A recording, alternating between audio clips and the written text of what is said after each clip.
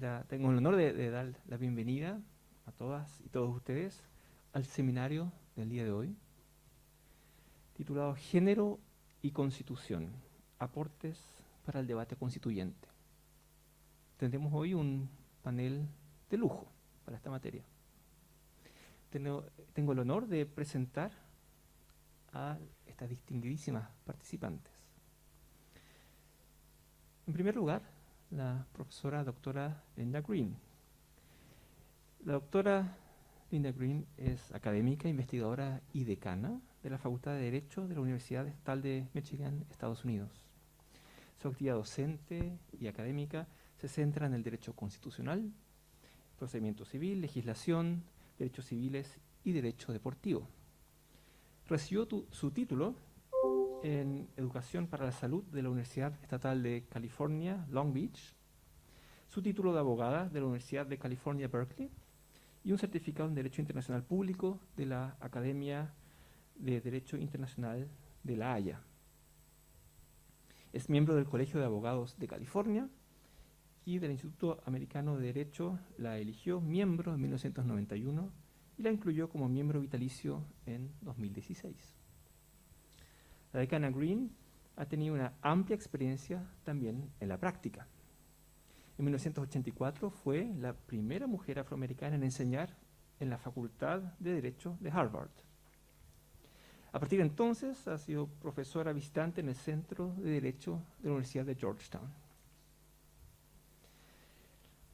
La decana Green es consejera del Comité Judicial del Senado de los Estados Unidos y se ha especializado en la revisión y confirmación de jueces y juezas federales, incluidos 5 candidatos y candidatas nominados a la Corte Suprema de Estados Unidos en materia constitucional y legislación de derechos civiles. Ha sido presidenta del Comité de Legislación del Comité Olímpico estadounidense. Su más reciente trabajo académico refleja su amplia experiencia. Por ejemplo, entre sus publicaciones más recientes podemos citar Teoría crítica de la raza, orígenes, permutaciones y temas actuales del año 2021. Y su próximo libro se titula Hacia una democracia constitucional inclusiva, las opiniones disidentes de Thurgood Marshall. La doctora Green ha proporcionado análisis mediáticos, políticos y jurídicos durante más de 30 años para una variedad de medios, incluido el New York Times, donde ha escrito artículos de opinión desde 1992. Es para mí un gran honor y un gran gusto dejar con ustedes a la profesora doctora decana Linda Green. Un aplauso.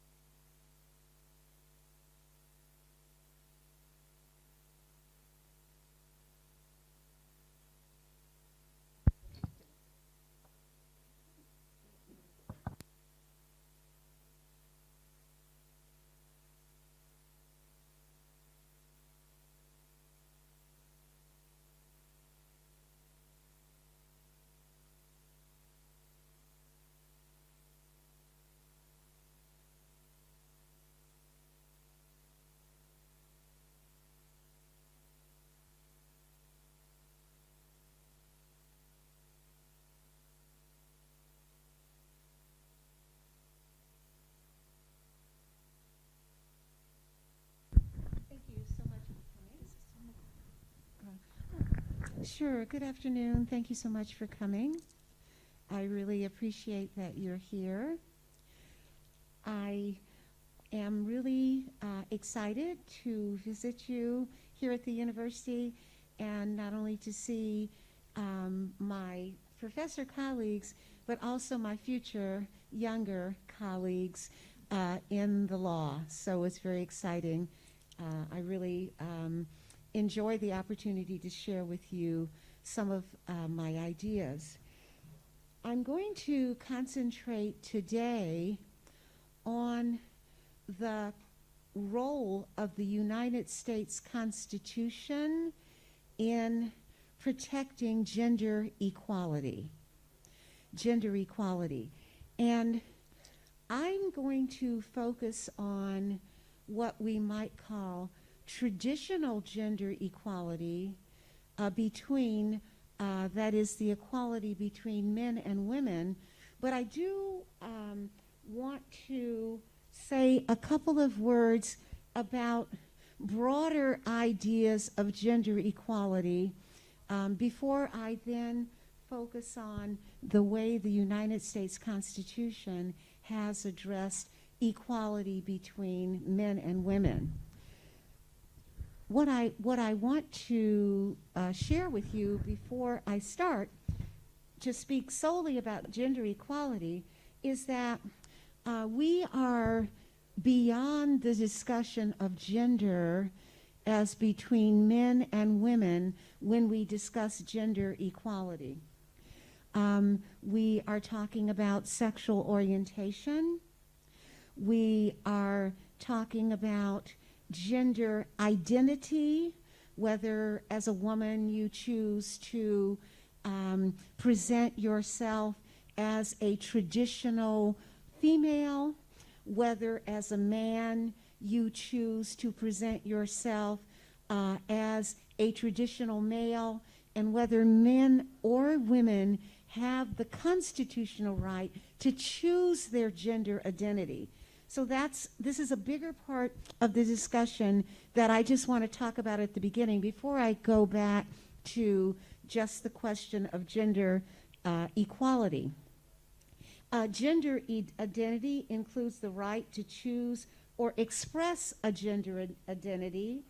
It includes the right to openly express or decline to choose a gender identity, to decide to be non-binary, for example. It also includes the right to change either through surgical intervention or through pharmaceuticals your gender identity. It includes the right of people who have gender identity to participate in society fully in every way. And so I want to say that just to put a circle around the idea that gender equality is broader than the discussion of gender male versus female identity. And so maybe at another time I'll come back and talk more about that. But I just wanted to let you know that there is a broader discussion about gender identity, about the freedom to choose gender identity, about the right of people who choose a gender identity that is not traditional to fully participate in society, about the right to choose the person you associate with or partner with or marry. These are all parts of the discussion of sexual orientation and gender identity, so it's broader. So I know that certainly you as young people know that it's broader than just the traditional concerns. So just wanted to say that. So let's see. I believe now, oh, that's what I need. I'll do it. Great. Okay. I'm just sitting here so I can see my screen. All right. So yesterday, this is a little noisy. Do they need it for the recording? A little better. All right. All right. So here's the preamble to our Constitution. Our Constitution was written our Constitution was written between 1787 and 1788, and the various colonies in the United States ratified the Constitution in 1789. And these are the words at the beginning of the Constitution. That's what's meant by the word preamble. We, the people of the United States, in order to form a more perfect union, establish justice, ensure domestic tranquility, provide for the common defense, promote the general welfare, and secure the blessings of liberty to ourselves and to our posterity, do ordain and establish this Constitution for the United States of America. And I have in my background the picture of the Constitution, which starts with the words, "We the people." And what I'm going to be raising questions about today, similar to the questions I raised yesterday, is who do we mean by the people?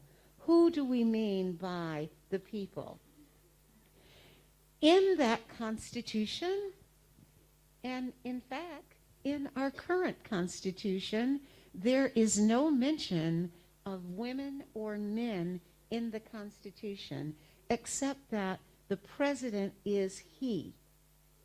And the president's powers are his powers.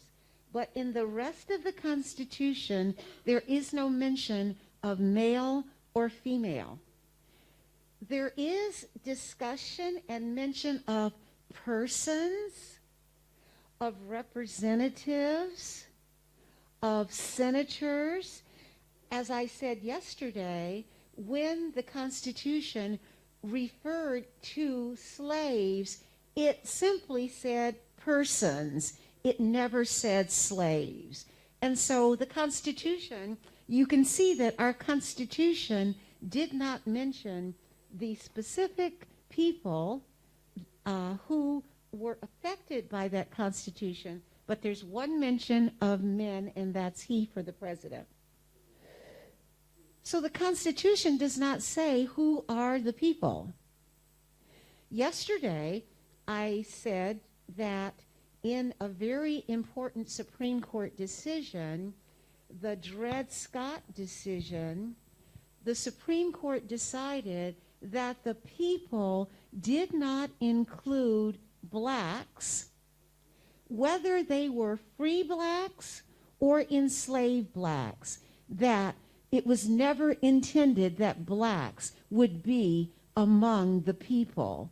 And I mentioned that that decision, along with a complementary decision that ruled out any compromise on slavery, was a trigger for the Civil War.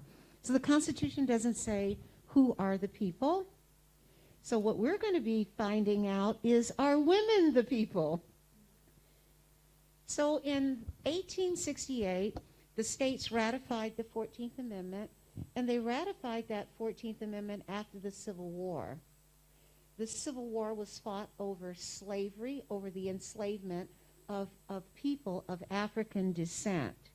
And then after that Civil War, the United States added 3 amendments to the Constitution, and we'll focus on the 14th Amendment.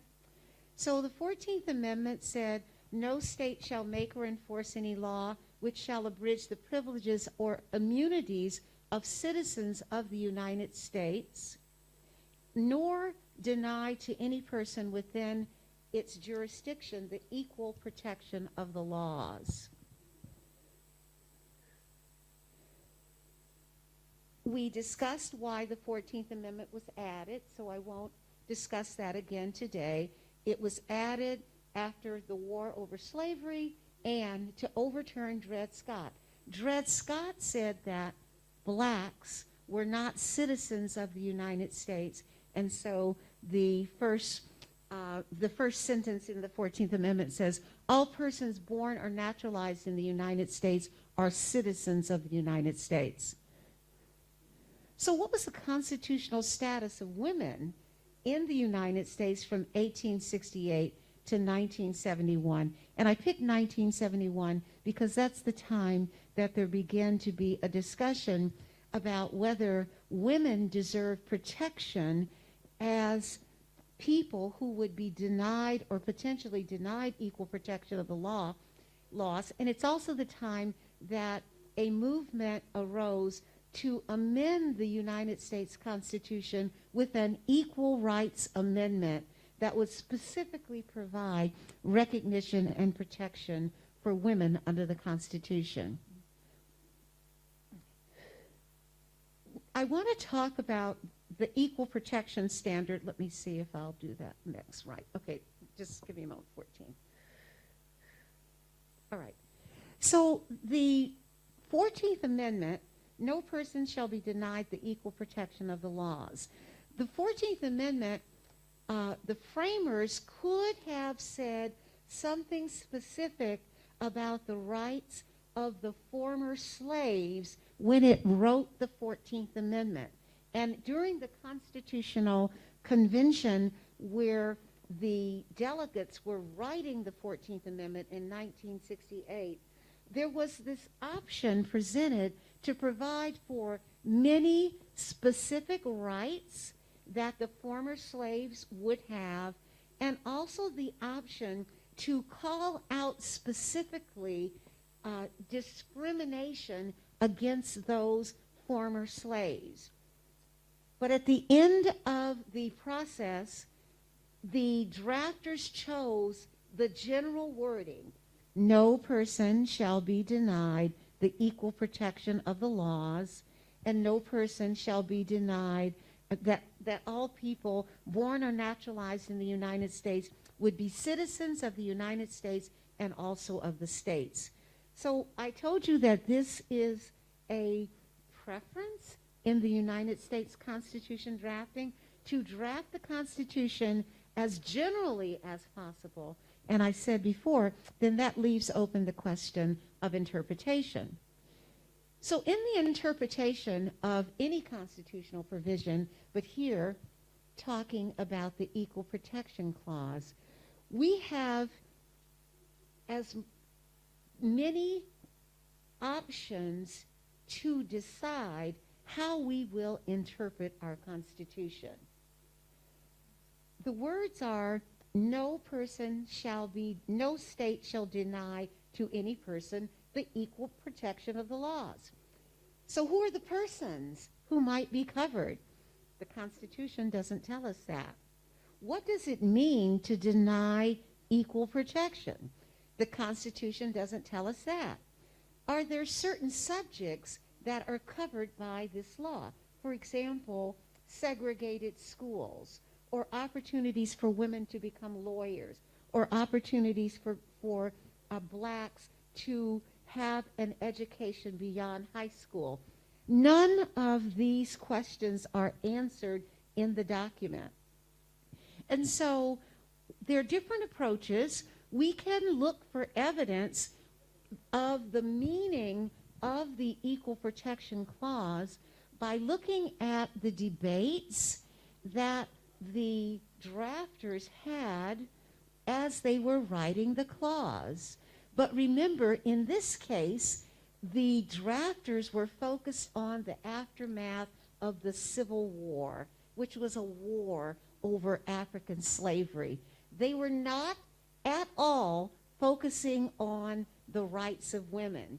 And so you won't find any evidence that that was the purpose of equal protection, to provide rights for women who had no rights in society, and certainly none conferred by the federal government, and were subjugated to men in their lives, very little public education, etc.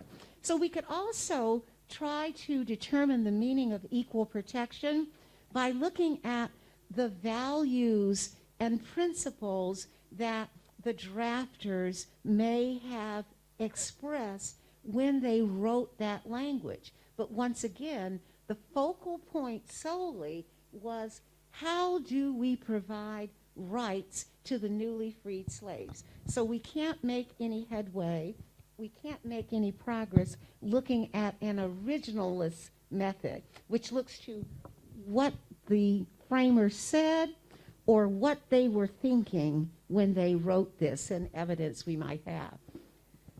So then we have what we call non-original techniques of interpretation. They don't focus on what the drafters thought or what they intended, what we can infer they intended, but instead they might focus on the text. Does the text tell us whether women are protected under the Equal Protection Clause? The text does not tell us. The text does not mention women. The text does not mention any race. The text doesn't help. So we could say, well, what about natural law? What is the natural law about the role of women in society and in the world? Well, you might say that, well, the natural law does not address women in part because women were considered invisible. So, all right, what about tradition? Aha. If we focus on tradition, then we know the answer. Women have no role in civil society. Women have no right to participate in the professions of society. The role of women is to be a mother and to be a wife or to be a daughter, but not to be an autonomous person. So tradition, if we use tradition to interpret our Equal Protection Clause, then we know the answer skews against protection for women, equality protection for women. So those are just some examples. I won't go further, but what I was very interested to do, especially to you younger people who are going to be the future judges and lawyers and leaders, want you to understand that, and I know that your professors are sharing this with you, is that you don't know the meaning of a legal provision simply because you read its words. In the case of the United States, we chose to draft our Constitution with few exceptions using broad language. And therefore, courts what happened? Courts must interpret that language. And I'm just introducing you to that process and methodology of interpretation, which is more than looking at the words. It's making a decision about what you think matters to the process of constitutional interpretation. For example, just one more example. In our country, we have a debate with some people who say, in order to know the meaning of the 14th Amendment Equal Protection Clause, we have to look to the practices and rights and people who were recognized in 1868. That every question of constitutional meaning that turns on an interpretation of the Equal Protection Clause, which we added to our Constitution in 1868, has to be decided with reference to the practices, beliefs, and traditions in existence at that time, 1868. Most of the members of the Supreme Court of the United States reject that view. They instead embrace some version of what we call a living constitution approach, that the Constitution has to grow and evolve, but they still disagree over what is relevant to that constitutional interpretation. So you have those who start with the Constitution, the Equal Protection Clause must be interpreted in light of its meaning and understanding in 1868, versus those who say that more is relevant than our understanding of public life and the role of people in 1868. So to give an example, if women had no role in public life and discourse in 1868, then a traditional approach and an approach that references 1868 would say, well, they may have a role, but they will not have it as a matter of constitutional right. They can make an argument to the legislature for such a role, but you can't get the Supreme Court to declare that the Constitution requires that you participate as women in every aspect of society as do men. And I'm going to give you an example of a case in the 19th century that summed that up. So the question became, well, does the Equal Protection Clause apply to gender discrimination at all? Remember why we have an Equal Protection Clause. So some argued that it does not.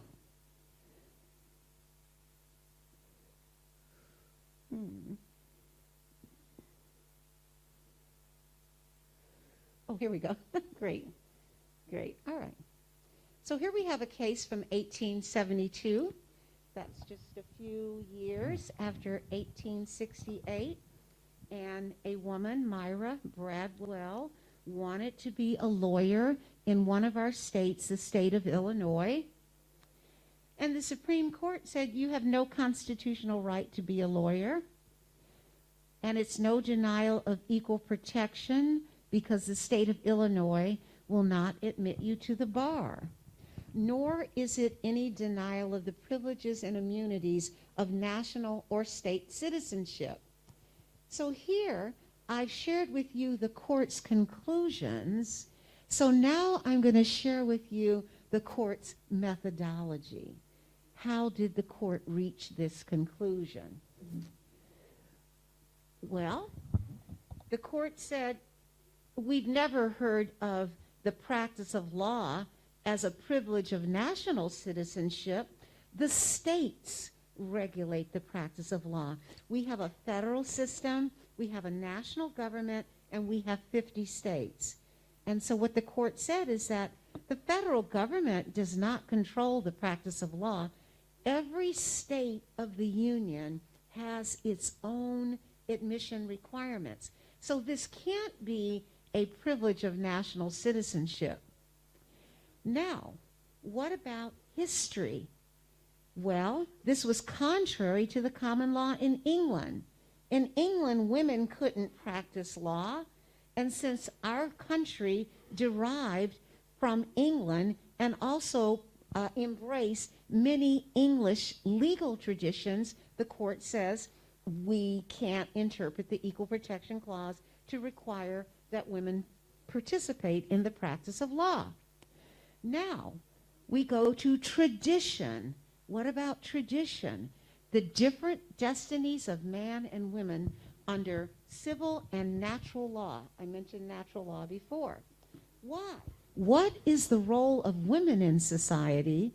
What is the role of men? So we're talking now about tradition.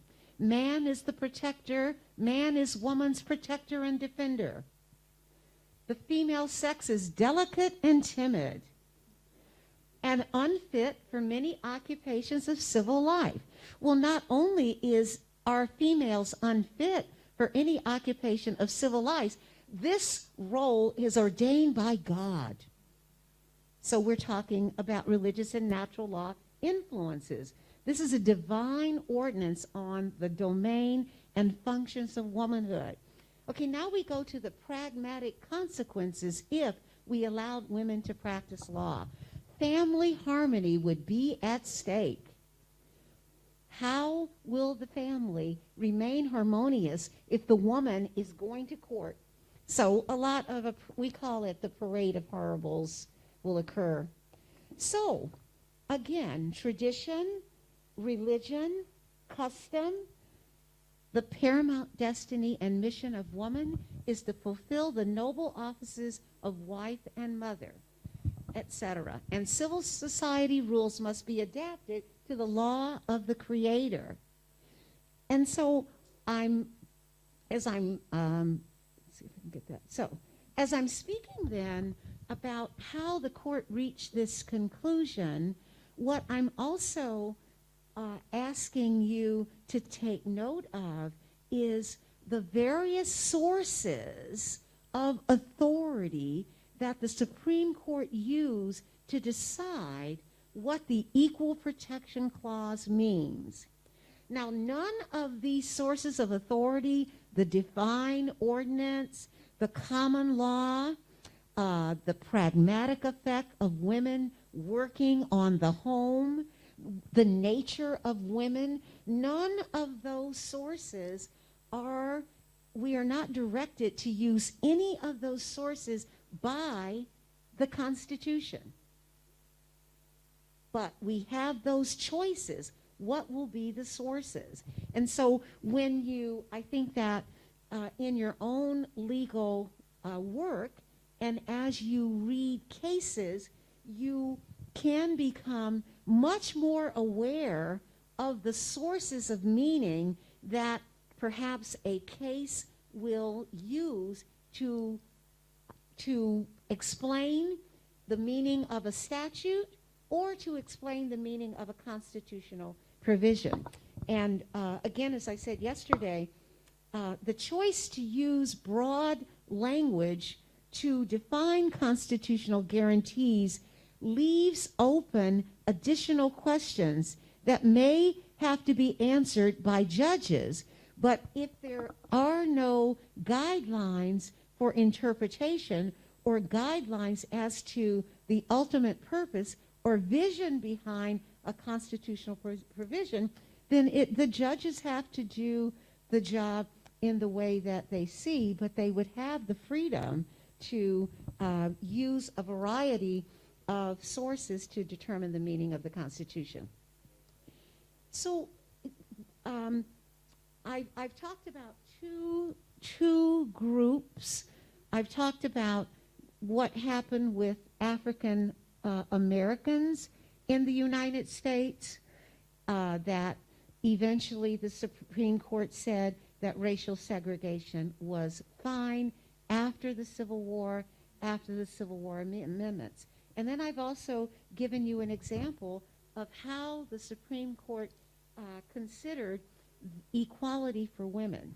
So now I want to talk to you about an important case that began to question the idea that courts should not scrutinize classifications that harm particular groups. And this comes from a case we call United States versus Carolyn Products, and it actually comes from a footnote in that case, which is the most important footnote we say in constitutional history. So this is a case where a company produced something called filled milk. So with milk, the most valuable thing in milk is the butter fat in milk. A cow's milk is more valuable if it's high in butter fat. And so therefore, if you decide to have cows and you sell the milk, you could remove the butter fat from the milk and use some other type of fat, like a vegetable fat, because people like the taste and consistency of milk. So here, there was a federal law against making filled milk. But the federal law had an exception for something called oleomargarine. Now you might call it these vegetable spreads that look like butter. So the law said you cannot sell filled milk, but because the farmers and the agricultural industry that wanted to develop this, what we call margarine now, had a strong lobby, they were able to get Congress to make an exception for their product. So Carolyn Products said, you can't prosecute us for producing filled milk because you've allowed another manufacturer to sell essentially a filled milk product. It's a product that looks like a dairy product, but it doesn't have any dairy fat in it. So Carolyn Products says, you are treating us differently from the margarine manufacturers. So you are making what we call a classification. You're drawing a line, and you're saying that anyone who sells filled milk commits a crime. And then on the other side of the line, you have people who sell margarine and people who sell milk with normal butter fat.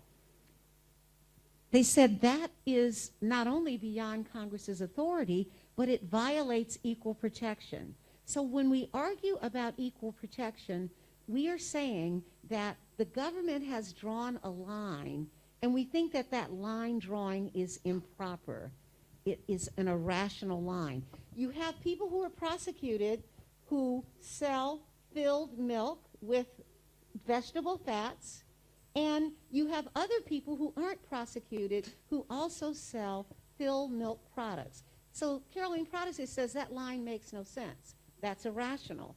And the court says no to that claim. The court said Congress has the power to pass this statute under its commerce power, and the court said that there is no equal protection claim here. So the rationale for the court's decision was that this is a rational decision that Congress made, and it doesn't have to be perfect.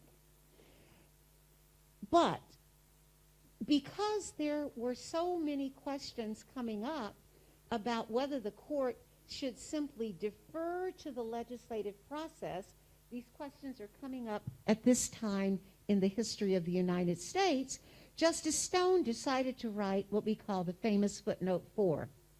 And what he did, what he talked about, was whether in all circumstances the court had an obligation to defer to the result of the majoritarian process.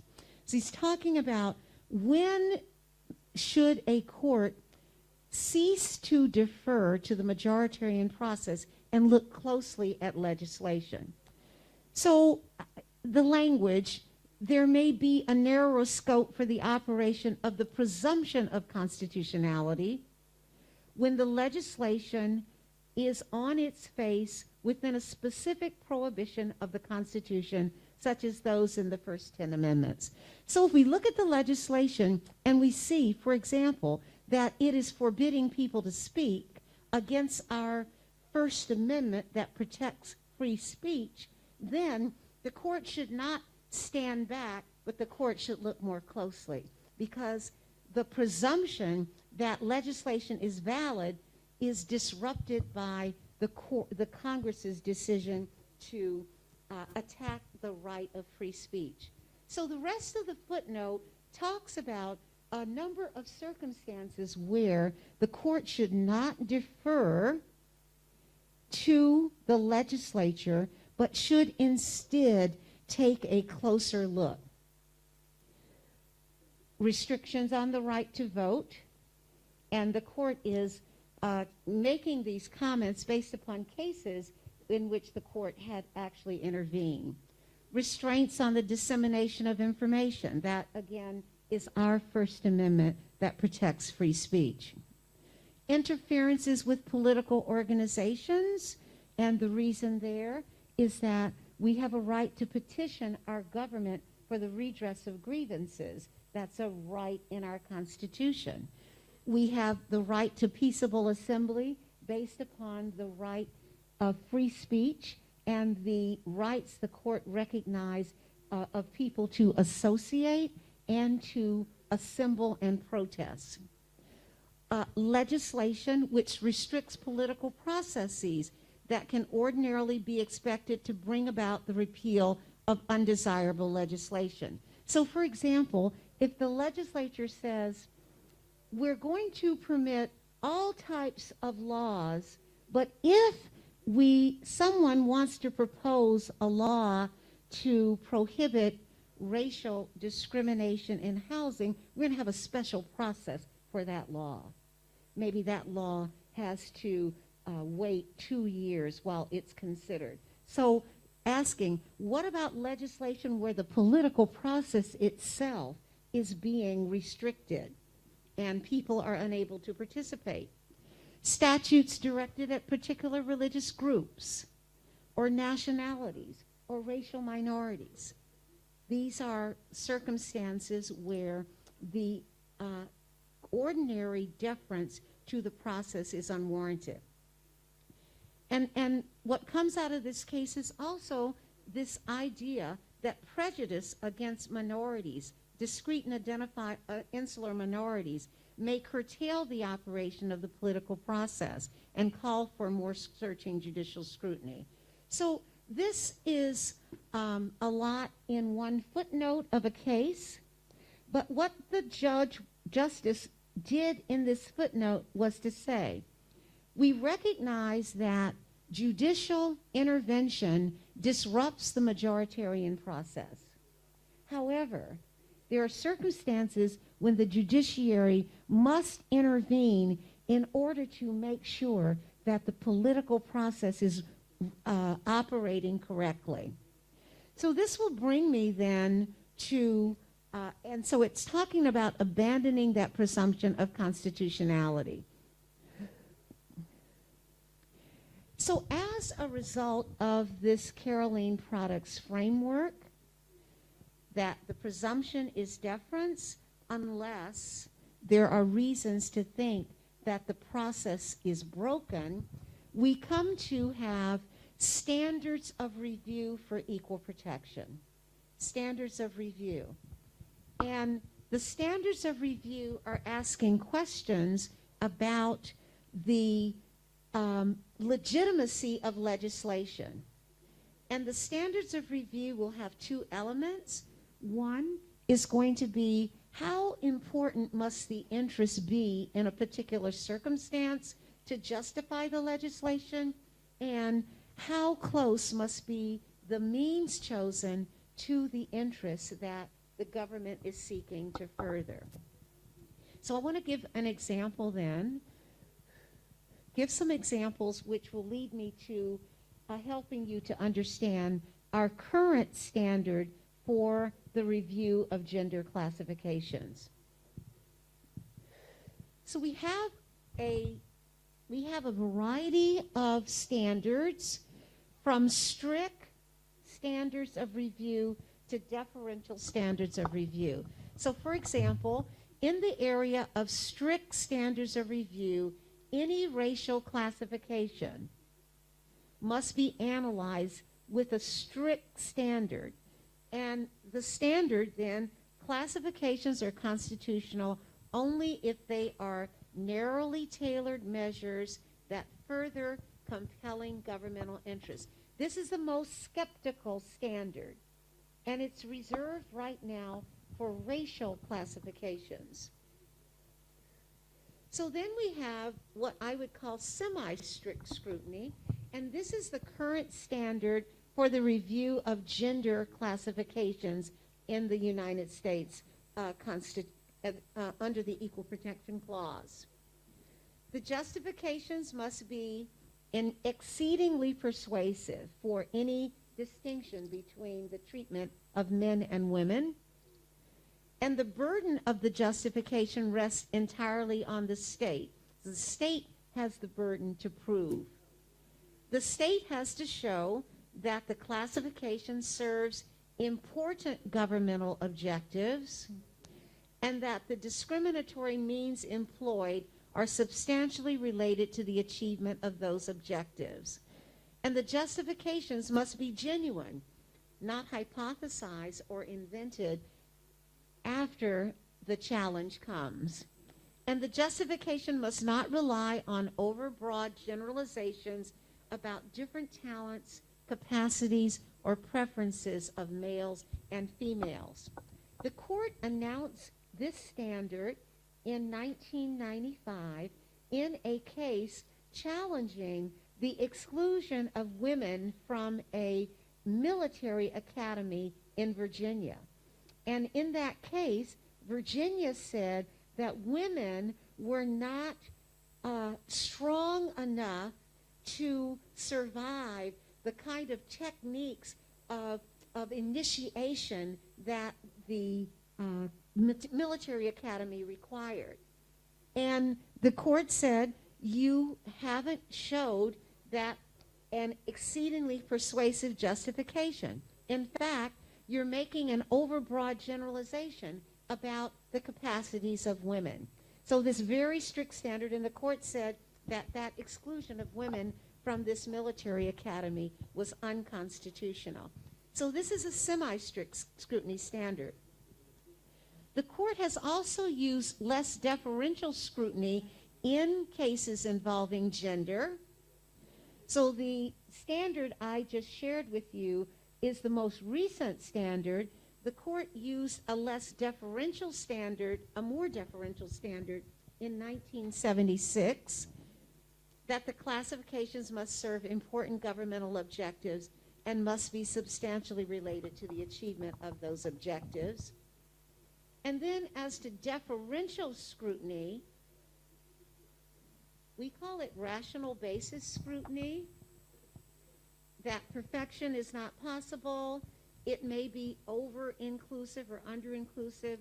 So, for example, if it's the military academy, I would say, if I exclude all women from the military academy, that's an over-inclusive exclusion, because I'm excluding some women who can actually stand up to the treatment that the military academy imposes on its candidates. In the case of gender, let's see. So, and this is the standard from 1976. So there are a couple of things happening in gender cases.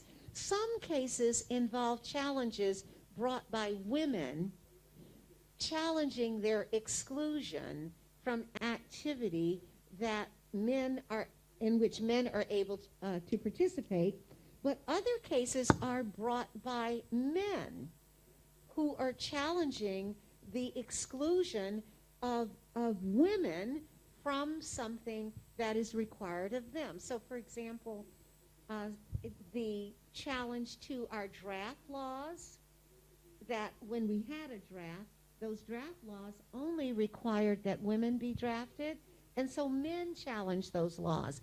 In the case of this Craig case, it was a challenge to drinking laws that allowed women to drink at a younger age than men, because the legislature thought that men were more reckless until they were about 21, and that women were more reasonable in their consumption of alcohol before 21. And so these are some of the cases. So some of the questions involve, should men be able to challenge legislation on the same grounds as women? And part of this raises the question whether men have been disadvantaged in the political process and thus deserve the protection of the courts. So the Supreme Court has been I want to just go back to the standard that we are using for gender right now. It's what we call semi-strict scrutiny. It does not forbid gender classifications, but it requires that that the court scrutinize them with a very strict lens, and especially focus on the question whether there are overbroad generalizations about the talents, capacities, and preferences of males and females. The Supreme Court has not addressed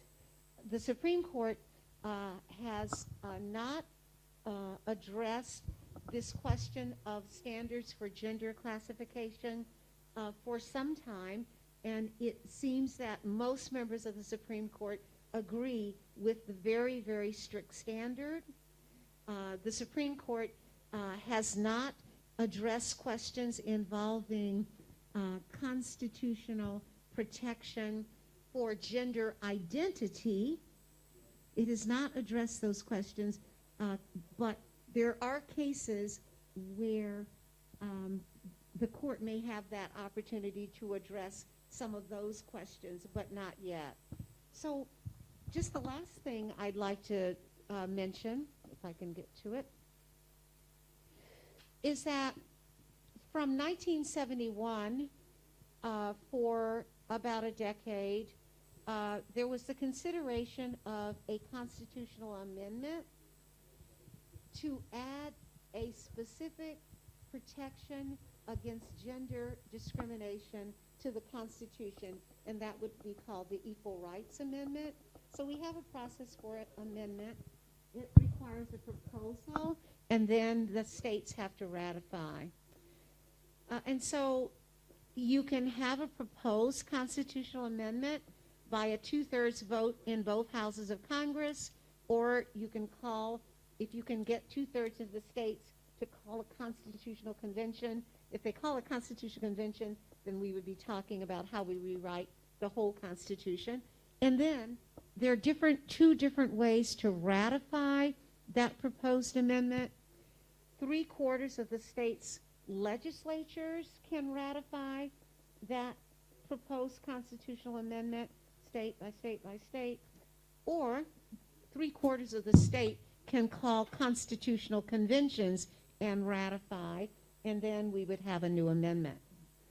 So we have very few amendments to the Constitution. You see that 11,848 amendments have been introduced to change our Constitution, and only 27 were ratified. So that tells you a lot. We have a very open political process, but it's very difficult to change our Constitution. So that's something I'll be looking forward to learning about. How have your constitutional constituency groups proposed that you amend the Constitution? What are you planning there? So the Equal Rights Amendment was first written and introduced in 1923, and it was introduced soon after the 19th Amendment granted suffrage to women. Remember, women could not vote until 1921. Women could not vote in the United States. And even after women could vote in the United States, black women could not vote in most parts of the United States. So the am I out of time? Am I okay? Okay, great. So it was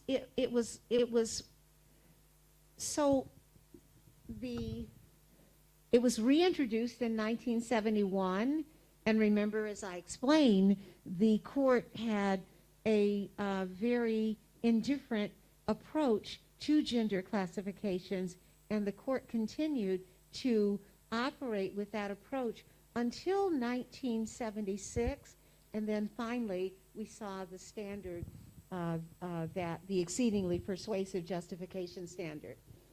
So it was approved by the Senate in 72, but there was a 1979 deadline for ratification, remember, by the conventions or by the various state legislatures. So 35 of the 38 necessary states ratified it within 5 years, but there was a woman, Phyllis Schlafly. She was a beauty queen in the past, and she decided to be the face of opposition to the Equal Rights Amendment, and she divided the female voting blocks around the country. And they were divided based on gender roles, labor, and also socioeconomic status. So there was political pressure and division, and this shows you the states where the amendment was ratified, and then many states never ratified. So in contrast, there was a amendment to the Constitution proposed to lower the voting age from 21 to 18, and part of this was a result of our Vietnam War that took place between 1965 and 1974, and that was the time we had a draft, and only young men were subject to the draft. And so one byproduct of the protests against that war and also against the draft was that people organized to say that if men can die for their country at 18, they should be able to vote at 18. And so Congress passed a law lowering the voting age in 1970, and then the Supreme Court struck that down. And so as a result, we had a proposal from the United States Senate for a lowering the voting age, and it passed persuasively in both houses, and the states ratified it within 100 days because of the politics of that. And we had so many young people who were killed in the war, and so it was just a time when such an amendment would pass. So if you compare the 26th Amendment passed due to unity and Vietnam War messaging, but the ERA failed due to division and messaging and just genuine differences of opinion about the role of women in society, and whether the arguments were, why should we have a new constitutional provision? The Supreme Court is beginning to take gender equality seriously under our current Constitution. It would just be confusing, some people argued, if we had another part of the Constitution to address equality. So the last thing I would say about the question of gender equality is that we have a distinction between the gender equality that might be guaranteed by the Constitution and broader gender equality that might be the product of legislative enactments. Under our Equal Protection Clause, the Equal Protection Clause only reaches state action or public action. So protection for equality of men and women under the Equal Protection Clause only extends to the decisions that the government makes. Only extends to the decisions that the government makes. And so, as to the private sector, the federal government would have to rely upon, and has relied upon, other provisions of the Constitution to enact legislation that guarantees equality for women. Now, that equality, for example, in the area of employment, or equality when you are seeking to rent or buy a home. That equality Congress enacted using its power over commerce. But that's a statutory enactment, and if Congress chose to repeal it, Congress could. So we have, on the one hand, what is the equality guaranteed by the Constitution? It only reaches public action, and then it depends upon the standards that the court determines to judge gender inequality. The rest of gender equality in the private sector, in employment, for example, and in housing, depends upon legislation. Congress has enacted legislation that guarantees gender equality in higher education, that guarantees gender equality in education, but only for those educational programs that receive federal financial assistance. And so, whereas in high schools, there are many high schools and school districts that receive federal financial assistance, not all high schools or junior high schools would be recipients of federal financial assistance. On the other hand, all universities receive federal financial assistance in one form or the other. Guaranteed student loans, for example, direct funding for contracts, direct funding for grants, etc. And so, as a result, Congress and the federal agencies can demand gender equality in education, but as a result of the receipt of those districts of federal financial assistance. And so therefore, the extent of gender equality is largely determined by political processes.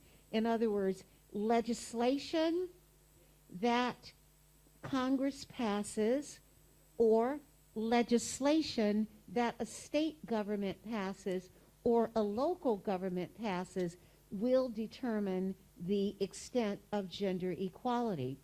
The role of the Constitution in the determination of gender equality is important, and even if it only covers public activity, it also has very important symbolism. But over the years, that ambivalence about the constitutional equality of women has left a cultural ambivalence about the equality of women. And so even if the Constitution doesn't cover all of our activity, only the public sphere, the fact that there has been constitutional ambiguity about the equality of women lends a stigma to arguments that women ought to be equal. At a different time, perhaps, we would connect arguments about the equality of women under the Constitution to arguments about reproductive freedom for women under the Constitution. In our constitutional framework, reproductive freedom has not been framed as a matter of the equality of women. It instead focused on the autonomy of women as people to make decisions. And so in that discussion of autonomy, there was always the juxtaposition or the comparison of the rights of a woman to make her choice and the interests of the government in protecting the developing fetus. And so we have a very different discussion about equality in the context of non-reproductive issues versus reproductive issues. And I don't know whether in your constitutional framework that the question of reproductive choice will be connected with equality for women, or whether it will be connected with the idea of personal autonomy for people over reproductive decisions. So I'm very interested to learn how those rights will be set forth. In our constitutional framework, the right of women to, and people, to choose their reproductive destiny is a outgrowth of the interpretation of the Due Process Clause.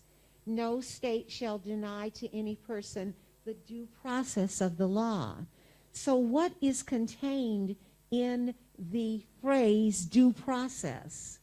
What are the rights that are contained in that phrase? So we say no state may deny to any person their life or liberty on the basis of due process. And so what is the meaning of liberty under the Due Process Clause? And just as I've talked to you about all of the interpretation disagreements that we have in the context of the Equal Protection Clause, all of those ideas about the source of rights and the legitimacy of using those sources are the core content of the debate over the reproductive freedom of women in the United States. And so I think that sometimes we might approach these discussions by asking, well, what did the court say recently on the subject? But the bigger question, where the power lies, is in the ability to say what are the relevant ideas that should be drawn upon to interpret a constitution. That's really where the fight is. That's where the high stakes are. And so I'm just really going to be staying tuned to see how those questions are resolved, because it's not just about the words, but it's about who will interpret the words and what are the values and sources they will look to in deciding the meaning of the rights in your next Constitution. So, thank you.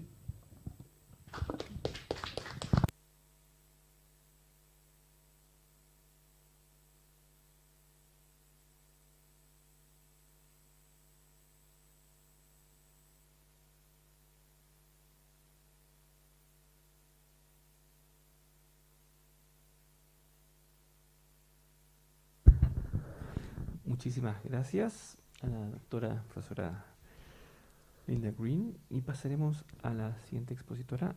Voy a apagar la presentación un momento.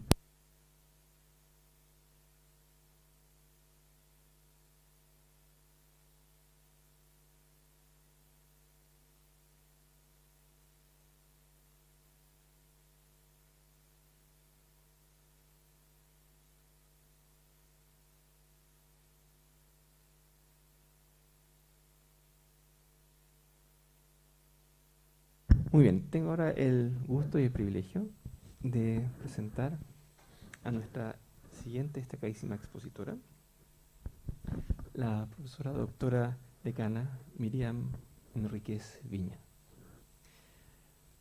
Ella es abogada de la Universidad Nacional del Comahue, magíster en Derecho Público de la Pontificia Universidad Católica de Chile y es doctora en Ciencias Jurídicas de la Universidad de Santiago de Compostela.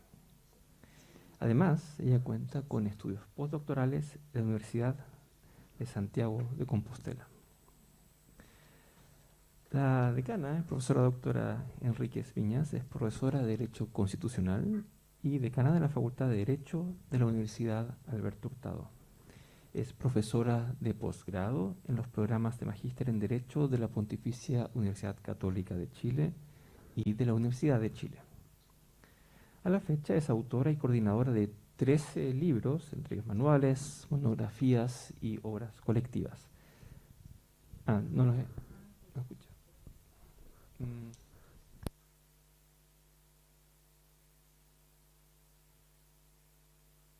Ahí sí, miren, ¿escuchas? No sé si no es... Perfecto. ¿Escuchas, Miriam? Ahora escucho algo. Perfecto. Hablaré más. Me acercaré al micrófono del computador que estaba presentando. Gracias. Como decía la profesora doctora y decana Miriam Enríquez Viñas, es a la fecha autora y coordinadora de 13 libros, entre ellos manuales, monografías y obras colectivas sobre derecho constitucional y derechos humanos. Es autora de 21 artículos científicos con distintas indexaciones ICIWOS, Scopus, Cielo en los últimos 10 años y ha escrito 28 capítulos de libros en editoriales prestigiosas y decenas de artículos en revistas indexadas y actas. Como si esto no fuera suficiente, además, ella ha sido investigadora principal del proyecto Fondecita Regular titulado La desnaturalización de la acción de inaplicabilidad por vicios de forma, ejecutado entre los años 2019 y 2021, y ejecutó entre los años 2016 y 2018 en la misma calidad el proyecto Fondecita Regular titulado La aplicación del control de convencionalidad por los tribunales nacionales. Además, ella es copresidenta del capítulo chileno de ICON-S, que es la Sociedad Internacional de Derecho Público. Además, ella es columnista de La Tercera y El Mercurio Legal. Dejo entonces con ustedes, y es un gran privilegio y honor, dejar con ustedes a la profesora doctora y decana Miriam Enríquez Viñas. Un aplauso, por favor. Muchas gracias, profesor, por la presentación. Gracias. Muy buenas tardes para todos y para todas. Ustedes me dirán si se escucha bien. Quiero comenzar agradeciendo a la Facultad de Ciencias Jurídicas y Empresariales de la Universidad de la Frontera.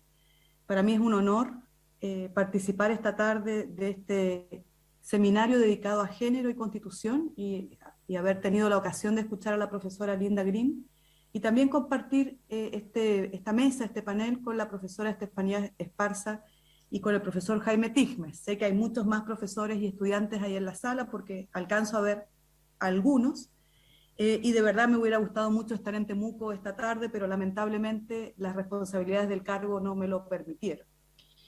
Voy a tratar de hacer una presentación acotada a una temática que por supuesto da para muchísimos comentarios y reflexiones, y para ello quisiera proponerles un recorrido, también dar cuenta de algunos desafíos y aprovechar el tiempo que tenemos para plantear algunas ideas.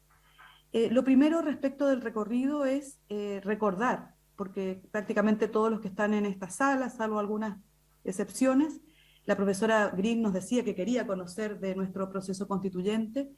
Este proceso, la mayoría conocemos su itinerario, hemos sido testigos de este itinerario, partícipes probablemente del mismo, y quisiera no hacer hincapié en el itinerario, en el procedimiento, sino que más bien en las particularidades del proceso constituyente. En segundo lugar, preguntarnos cuáles condiciones debía y también debe cumplir el proceso constituyente para generar un pacto social genuinamente legítimo. En tercer lugar, plantearnos cuáles fueron en su momento, el 4 de julio del año pasado, cuáles fueron los desafíos de la Convención Constitucional en su instalación, nuevamente en relación con la Constitución y género, y también cuáles son o fueron los desafíos en su momento reglamentarios de la Convención Constitucional, que atendieran justamente un enfoque de género. Y también cómo se han ido, una pregunta también, cómo se han ido concretando las demandas de género en el borrador de texto constitucional. Esos son los 4 asuntos que me gustaría compartir, reflexionar con ustedes esta tarde, y creo que dan cuenta de al menos 3 desafíos. El primer desafío es, o fue, que la Convención fuera un órgano paritario. Ese desafío podríamos decir que se cumplió, pero fue claramente en su momento una cuestión, un reto a alcanzar. Luego, el desafío de que el funcionamiento de la Convención Constitucional tuviera en consideración el enfoque de género. Ese desafío también ha sido de alguna forma logrado, aunque hay cuestiones que probablemente se aspiraban y no se han podido alcanzar. Y el desafío de que los contenidos constitucionales, las normas constitucionales futuras, atiendan las demandas de género para así generar un nuevo pacto social, sostenible, incluyente, justo e igualitario. De modo que ya tomé mi tiempo, comienzo entonces por el recorrido, lo voy a anotar, 16:48, justamente para poder abordar estos asuntos en el marco del tiempo. Lo primero, recordar las particularidades del proceso constituyente. Yo creo que nos ha tocado vivir este proceso constituyente y a rato nos debiéramos pausar para reflexionar todo lo avanzado y las particularidades, las características, lo inédito del proceso constituyente para Chile y probablemente para el mundo. Las particularidades pueden ser varias, yo solo voy a destacar 6 particularidades. La primera es que, si bien las demandas sociales que dieron origen al llamado estallido social o despertar social de 18 de octubre del año 2019, si bien fueron múltiples y multidimensionales, diversas y complejas, encontraron un único cauce institucional y democrático de salida, que fue un cambio constitucional profundo. Esta es una primera particularidad que está resumida en una frase, pero nosotros sabemos la complejidad que ello implica, pero que en definitiva, insisto, supuso como salida no una reforma, no una modificación, sino un cambio constitucional profundo. La segunda particularidad es que ese cambio no supuso una ruptura o un quiebre o una reforma constitucional total a la actual Constitución, sino que implicó una reforma puntual a esta Constitución para justamente prever su sustitución o reemplazo. Eso también es algo bien especial y particular que hay que tomar en consideración y recordar. La tercera particularidad es que el plebiscito de apertura no solo consultó por la voluntad del pueblo de cambiar la Constitución, sino que la particularidad es que consultó por el órgano que debía concretar ese cambio constitucional. Yo creo que tiene mucho que ver esta pregunta con el hecho de que el órgano que actualmente propondrá el texto de nueva Constitución sea un órgano paritario, porque la ciudadanía se involucró justamente en tomar la decisión de cuál tipo de órgano iba a generar este proceso. La cuarta característica es que por primera vez en Chile un órgano se conforma, se integra con escaños reservados para pueblos originarios o pueblos indígenas. La tercera, la séptima, quinta, ya perdí la cuenta, característica es que la participación de los independientes fue inédita porque los independientes pudieron participar en listas de independientes y actualmente la Convención Constitucional es mayoritariamente integrada por convencionales constituyentes que no corresponden a un partido político, sino que, por el contrario, postularon como candidatos independientes y actualmente conforman bancadas, grupos o colectivos, pero siguen manteniendo esa lógica de independencia. Pero sin duda, y esta es la sexta particularidad, lo más excepcional de todas las anteriores es que el órgano constituyente, la Convención Constitucional, es paritario. Es decir, es un órgano equilibradamente integrado por hombres y mujeres en su diversidad. La profesora Green señalaba al inicio de su presentación que los temas de género no son tan simples como hombre y mujer, sino que está integrado este órgano por hombres y mujeres en su diversidad, en su complejidad, y está muy presente también en el ámbito de la Convención la integración de las disidencias sexogenéricas. Es así esta Convención Constitucional Paritaria la primera en el mundo que aseguró la paridad de hombres y mujeres, y solo recordar que la integración es de 77 convencionales varones, mujeres, y 78 convencionales hombres. Es decir, que la igualdad prácticamente exacta.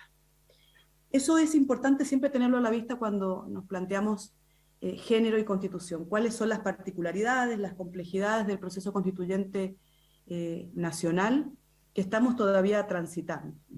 Sin embargo, cuando nosotros nos preguntamos cómo fue que surgió entre el año 2019 y el año 2020 la necesidad, la demanda y la idea de una convención paritaria, yo creo que la pregunta que hay detrás es ¿qué condiciones debía cumplir el proceso constituyente para generar un pacto social genuinamente legítimo?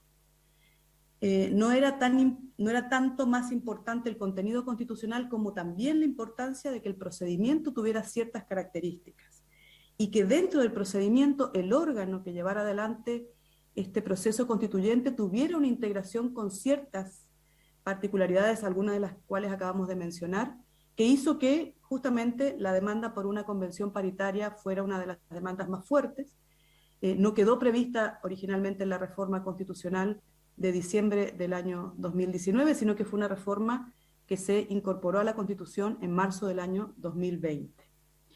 Sin embargo, quisiera yo simplemente destacar, porque no vamos a hacer el recuento de lo que ocurrió por esos meses, cuáles fueron las razones que se argumentaron en su momento y que en este ámbito las profesoras de Derecho Constitucional, muchas de las profesoras de la universidad y de la facultad se involucraron justamente en estas demandas para que la convención fuera paritaria. Yo destacaría solamente 4 argumentos. Lo primero es que se planteó que debía hacerse un nuevo entendimiento del titular del Poder Constituyente. Si nosotros hiciéramos la pregunta aquí, ¿quién es el titular del Poder Constituyente? Lo más probable es que la respuesta automática sea el pueblo. Pero en general, cuando uno piensa el pueblo, piensa como un ente abstracto. Y justamente la propuesta de pensar en una convención constitucional paritaria es comenzar a pensar el pueblo como un ente concreto. Y cuando uno comienza a relacionarlo de esa forma, entonces uno identifica que ese pueblo concreto es diverso. Y en esa diversidad, por lo pronto, claramente, la integración de hombres y de mujeres. También la necesidad de concebir a la democracia de una manera distinta de la simplemente democracia representativa. Y de ahí surgen entonces nociones nuevas que se plantearon, por supuesto, en el Congreso Nacional para lograr la reforma constitucional que previó esta convención paritaria. Surgieron como idea la democracia de género y también la democracia paritaria. Podemos ampliarlo más adelante en las preguntas, pero son 2 nociones muy interesantes que se adujeron, se plantearon, se argumentaron en su oportunidad. Y también ampliar las nociones de representación. En general nosotros hablamos de una representación de una democracia representativa, y en este ámbito caló muy profundo la idea de una representación descriptiva de la sociedad. Probablemente el argumento más fuerte fue que si la sociedad chilena está integrada por más de la mitad de mujeres, esa misma equivalencia tenía que estar manifestada y representada en la Convención Constitucional. Y también hubo un explícito reconocimiento a que las cuotas de género no fueron suficientes para asegurar la igualdad en el resultado, particularmente, por ejemplo, en las elecciones parlamentarias anteriores a las que actualmente nos tocó participar. Ese conjunto de argumentos, yo diría que de manera muy resumida, permitieron que la Convención Constitucional pudiera ser integrada de forma paritaria, y digo pudiera porque eso dependió de la definición en el plebiscito de apertura de la Convención Constitucional y no de la Convención Mixta Constitucional. Solo la Convención Constitucional era la convención paritaria. Cuando en el mes de julio del año pasado se instaló finalmente la convención, recordemos que entre tanto hubo pandemia, hubo un atraso del itinerario del proceso constituyente, se atrasaron las elecciones de convencionales constituyentes y, en fin, finalmente en el mes de julio se instaló la convención constitucional. Los primeros meses de la convención constitucional, la instalación, fueron aquellos meses que se destinaron al reglamento. Todo ha pasado de manera muy vertiginosa, pero insisto, esto ha pasado hace muy poco tiempo atrás y si bien lo recordamos, cabe la pena reflexionar. El desafío para ese momento, una vez que ya la convención estaba integrada de manera equilibrada, era que no solo la convención estuviera integrada por hombres y por mujeres en igualdad, sino que, por ejemplo, las comisiones temáticas también fueran paritarias. También se señalaba que se aspiraba a que simplemente las comisiones no fueran paritarias, sino que, por ejemplo, la convención pudiera ser presidida por una mujer. Que la mesa directiva también fuera paritaria. Que la integración de las comisiones no tuvieran sesgos de género. Que probablemente, si esto no hubiera estado a la vista, la Comisión de Derechos Fundamentales hubiera sido fundamentalmente integrada por mujeres, y quizá la Comisión de Sistema Político, donde está el poder, podría haber sido integrada especialmente por hombres. Sin embargo, la presencia, la claridad de que estos temas no podían sino resolverse con enfoque de género, hicieron que el reglamento de la Convención Constitucional tuviera a la vista justamente estos asuntos. Podríamos decir que este reglamento de la Convención Constitucional tiene enfoque de género, es decir, que ese desafío se asumió de manera positiva, y solamente a modo de ejemplo, uno puede identificar que el mismo reglamento señala en su artículo 33 que todos los órganos de la Convención Constitucional se integran con criterio de paridad, todos los órganos. La mesa directiva, las comisiones, las coordinaciones tienen esa lógica. También esa misma lógica permite hacer uso de la palabra, cuestiones tan pequeñas como, o tan de detalle como el uso de la palabra. E incluso el avance que hacen las comisiones temáticas tienen unos enlaces transversales que permiten cada cierto tiempo verificar que no haya ausencia, omisión, repetición o contradicciones en materia de género. También en otros asuntos como, por ejemplo, plurinacionalidad, descentralización, etc. Es decir, que el primer desafío que planteamos al inicio de la presentación, es decir, que la convención fuera paritaria, fue cumplido y asumido con un resultado que es evidente: 77 convencionales mujeres, 78 convencionales hombres. Que el desafío de que el funcionamiento de la Convención Constitucional también tuviera a la vista el enfoque de género se plasma en el reglamento de la Convención. Lamentablemente, el tema de los cuidados y su distribución igualitaria no ha podido ser abordado por los convencionales porque el tiempo ha sido muy escaso para todos ellos. Y ahora vienen los desafíos de los contenidos de la futura Constitución. Es solo un dato, aquí el desafío uno pudiera decir, cómo esa representación descriptiva de la sociedad, que fue uno de los argumentos que se señaló para que la convención fuera paritaria, se traduce finalmente en una representación sustantiva, es decir, que las demandas de género puedan plasmarse como contenidos constitucionales. Y en este sentido yo quisiera compartir un dato que justamente plantea el Observatorio Nueva Constitución en un estudio del año 2021, que de los 155 convencionales, espero que este dato lo puedan atesorar, El 57% de ellos cuenta con un perfil feminista. No estoy acá simplemente refiriéndome a las mujeres, sino que de los 155, el 57% tiene un perfil feminista, es decir, que en sus programas de campaña enumera una o más propuestas que apuntan a que la igualdad entre hombres y mujeres se haga efectiva y deje de ser un mero reconocimiento en el papel, como ocurre actualmente en la Constitución. Esto es una lectura textual del informe del Observatorio Nueva Constitución. El 7,7% de los constituyentes cuenta con un perfil pro mujer, es decir, que sin abogar por la concreción efectiva de la igualdad entre los géneros, sí reconocen que ciertos mecanismos deben estar previstos en la Constitución para paliar la vulnerabilidad y exclusión a las que las mujeres se encuentran expuestas.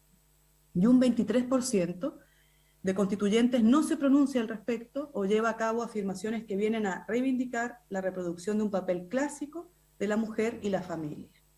Este es un mapa más o menos de la Convención Constitucional para uno poder proyectar cómo los contenidos que actualmente se están discutiendo, debatiendo, votando en el Pleno, en las comisiones, en fin, ya estamos sobre el final del proceso constituyente, pudieran transformarse en contenido constitucional.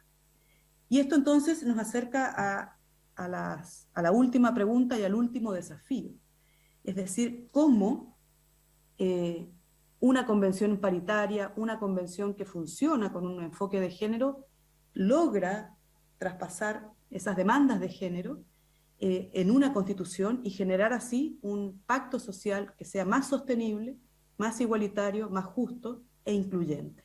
Es decir, cómo se plasma una constitución con enfoque de género. Yo sé que sobre este asunto se va a referir la profesora Estefanía Esparza, pero simplemente comentar que los contenidos que se han demandado con perspectiva de género no solamente se concentran en el ámbito de los derechos. Yo creo que la profesora Green hizo énfasis justamente en esos contenidos con forma de cláusulas de igualdad, de derechos fundamentales, porque aquí la pretensión también se acerca a lo que tiene que ver con la redistribución del poder. Y en el ámbito de los derechos, las propuestas, las demandas van por asegurar, por ejemplo, una cláusula de igualdad entre hombres y mujeres en el goce de los derechos, tanto en el ámbito público como privado. Todos sabemos que actualmente la Constitución establece la igualdad ante la ley en el artículo 19, número 2, pero la demanda es a contener una norma que establezca una igualdad sustantiva, que prohíba la discriminación y que idealmente enumere las categorías indiciarias de esa discriminación prohibida. Aquí con la profesora Estefanía Esparza hemos aprendido que no hay que hablar de discriminación arbitraria, sino que simplemente de discriminación. Eso también ha sido recogido por la Convención Constitucional en su articulado. También pensar en el sujeto destinatario de los derechos, que no solamente sea el Estado, sino que también sean destinatarios de esta obligación de igualdad las autoridades, los particulares y toda persona que se encuentre en una posición dominante respecto del ejercicio de los derechos fundamentales de terceros.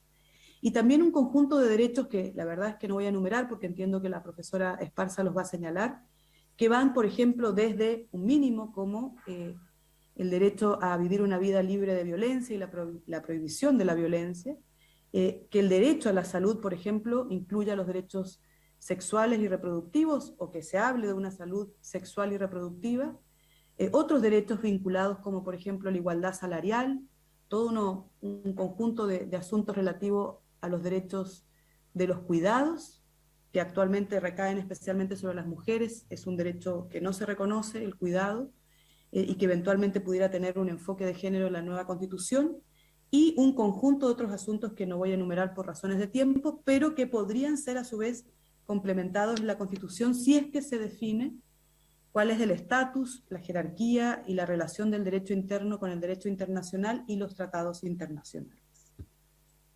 Para ir avanzando, la demanda o las demandas de género, las demandas feministas para la nueva Constitución, también se preocupan especialmente del poder, porque si la desigualdad es estructural, por supuesto la solución tiene que también atender a la forma en que se distribuye el poder entre los distintos órganos en la futura Constitución. Y en ese sentido, recordar que las reformas constitucionales que se propusieron a esta Constitución Establecían, por ejemplo, un deber genérico para que el Estado promoviera la igualdad de derechos, la igualdad en dignidad entre hombres y mujeres, evitando la violencia, el abuso, la discriminación arbitraria. Este es el texto de una reforma constitucional que se propuso y no prosperó, sino que la propuesta, mucho más enérgica en este ámbito, en vinculación o relación con el poder, tiene que ver con un mandato específico al Estado para que, por ejemplo, el Estado asegure el acceso y la participación de las mujeres con criterios de paridad en todos los cargos de elección popular. Y también que el Estado asegure a las mujeres la posibilidad de ser nominadas y designadas en instancias de dirección y decisión de los órganos públicos. Y también la posibilidad de ser nombradas en cargos de representación en instancias internacionales, entre otras alternativas. Para ir concluyendo, creo que es muy importante identificar que estas son las demandas de género que se plantean y se plantearon en su momento a propósito de la discusión de los contenidos constitucionales, con enfoque de género. Y que una convención paritaria probablemente tenga mayores razones para llevarlas a término y consagrarlas en el texto constitucional. Pero ya se encuentran y se manifiestan algunos avances que yo quisiera compartir con ustedes, que de la lectura de los distintos artículos que ya están en el borrador de texto constitucional, uno pudiera decir, estas son ya algunas normas que recogen esas demandas y que recogen de alguna forma este desafío de cómo una representación descriptiva de la sociedad pudiera transformarse en una representación sustantiva en la nueva Constitución. La primera disposición que ya está aprobada y forma parte del borrador constitucional fue aprobada por la Comisión de Sistemas de Justicia el 25 de febrero y habla de la paridad en la integración de todos los órganos del Sistema Nacional de Justicia y también la perspectiva de género en la función jurisdiccional. Por otro lado, el 10 de marzo, o sea, recientemente, la Comisión de Derechos Fundamentales aprobó los derechos sexuales y reproductivos, y tal como decía la profesora Green, haciendo un énfasis y un hincapié en la autonomía personal.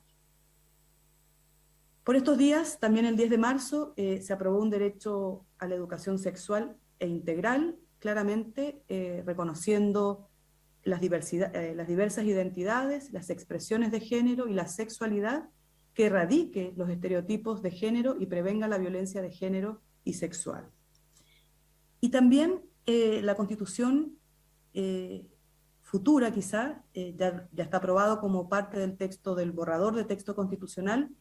El 11 de marzo se aprobó el principio por la Comisión de Principios de Igualdad Sustantiva. Yo sé que esto es objeto de estudio para las profesoras que aquí están compartiendo esta mesa. Esa disposición señala: la Constitución asegura a todas las personas la igualdad sustantiva, en tanto garantía de igualdad de trato y oportunidades para el reconocimiento, goce y ejercicio de los derechos humanos y las libertades fundamentales, con pleno respeto a la diversidad, la inclusión social y la integración de los grupos oprimidos e históricamente excluidos. Esto ya es parte del borrador de texto constitucional.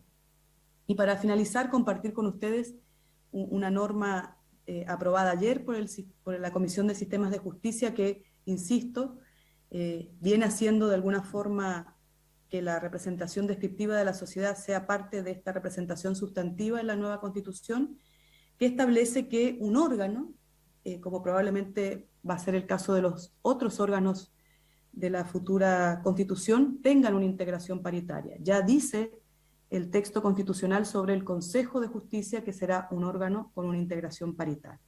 Quedan muchos de esos desafíos por compartir, muchos desafíos por resolver, y espero que los podamos conversar si es que hay ocasión para las preguntas. Muchísimas gracias nuevamente por esta invitación.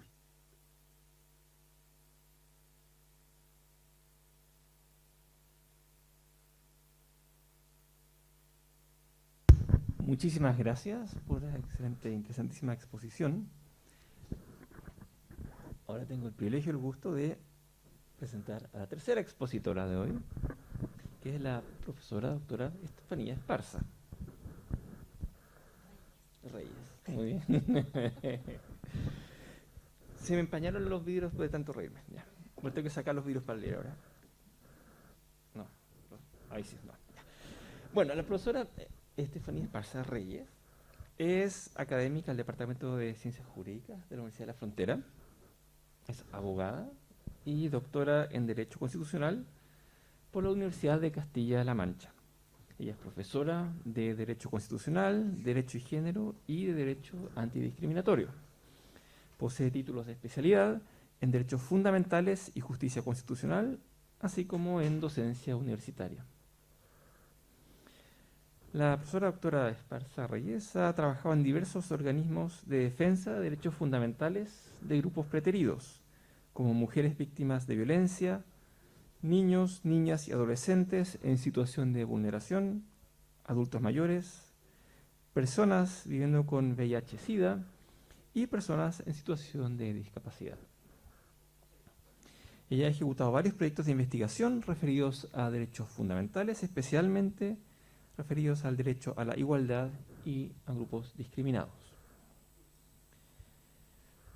La profesora doctora Esparza Reyes posee varias publicaciones científicas, entre las que se cuenta el libro La igualdad como no subordinación, publicado por Tirando Blanche en 2018.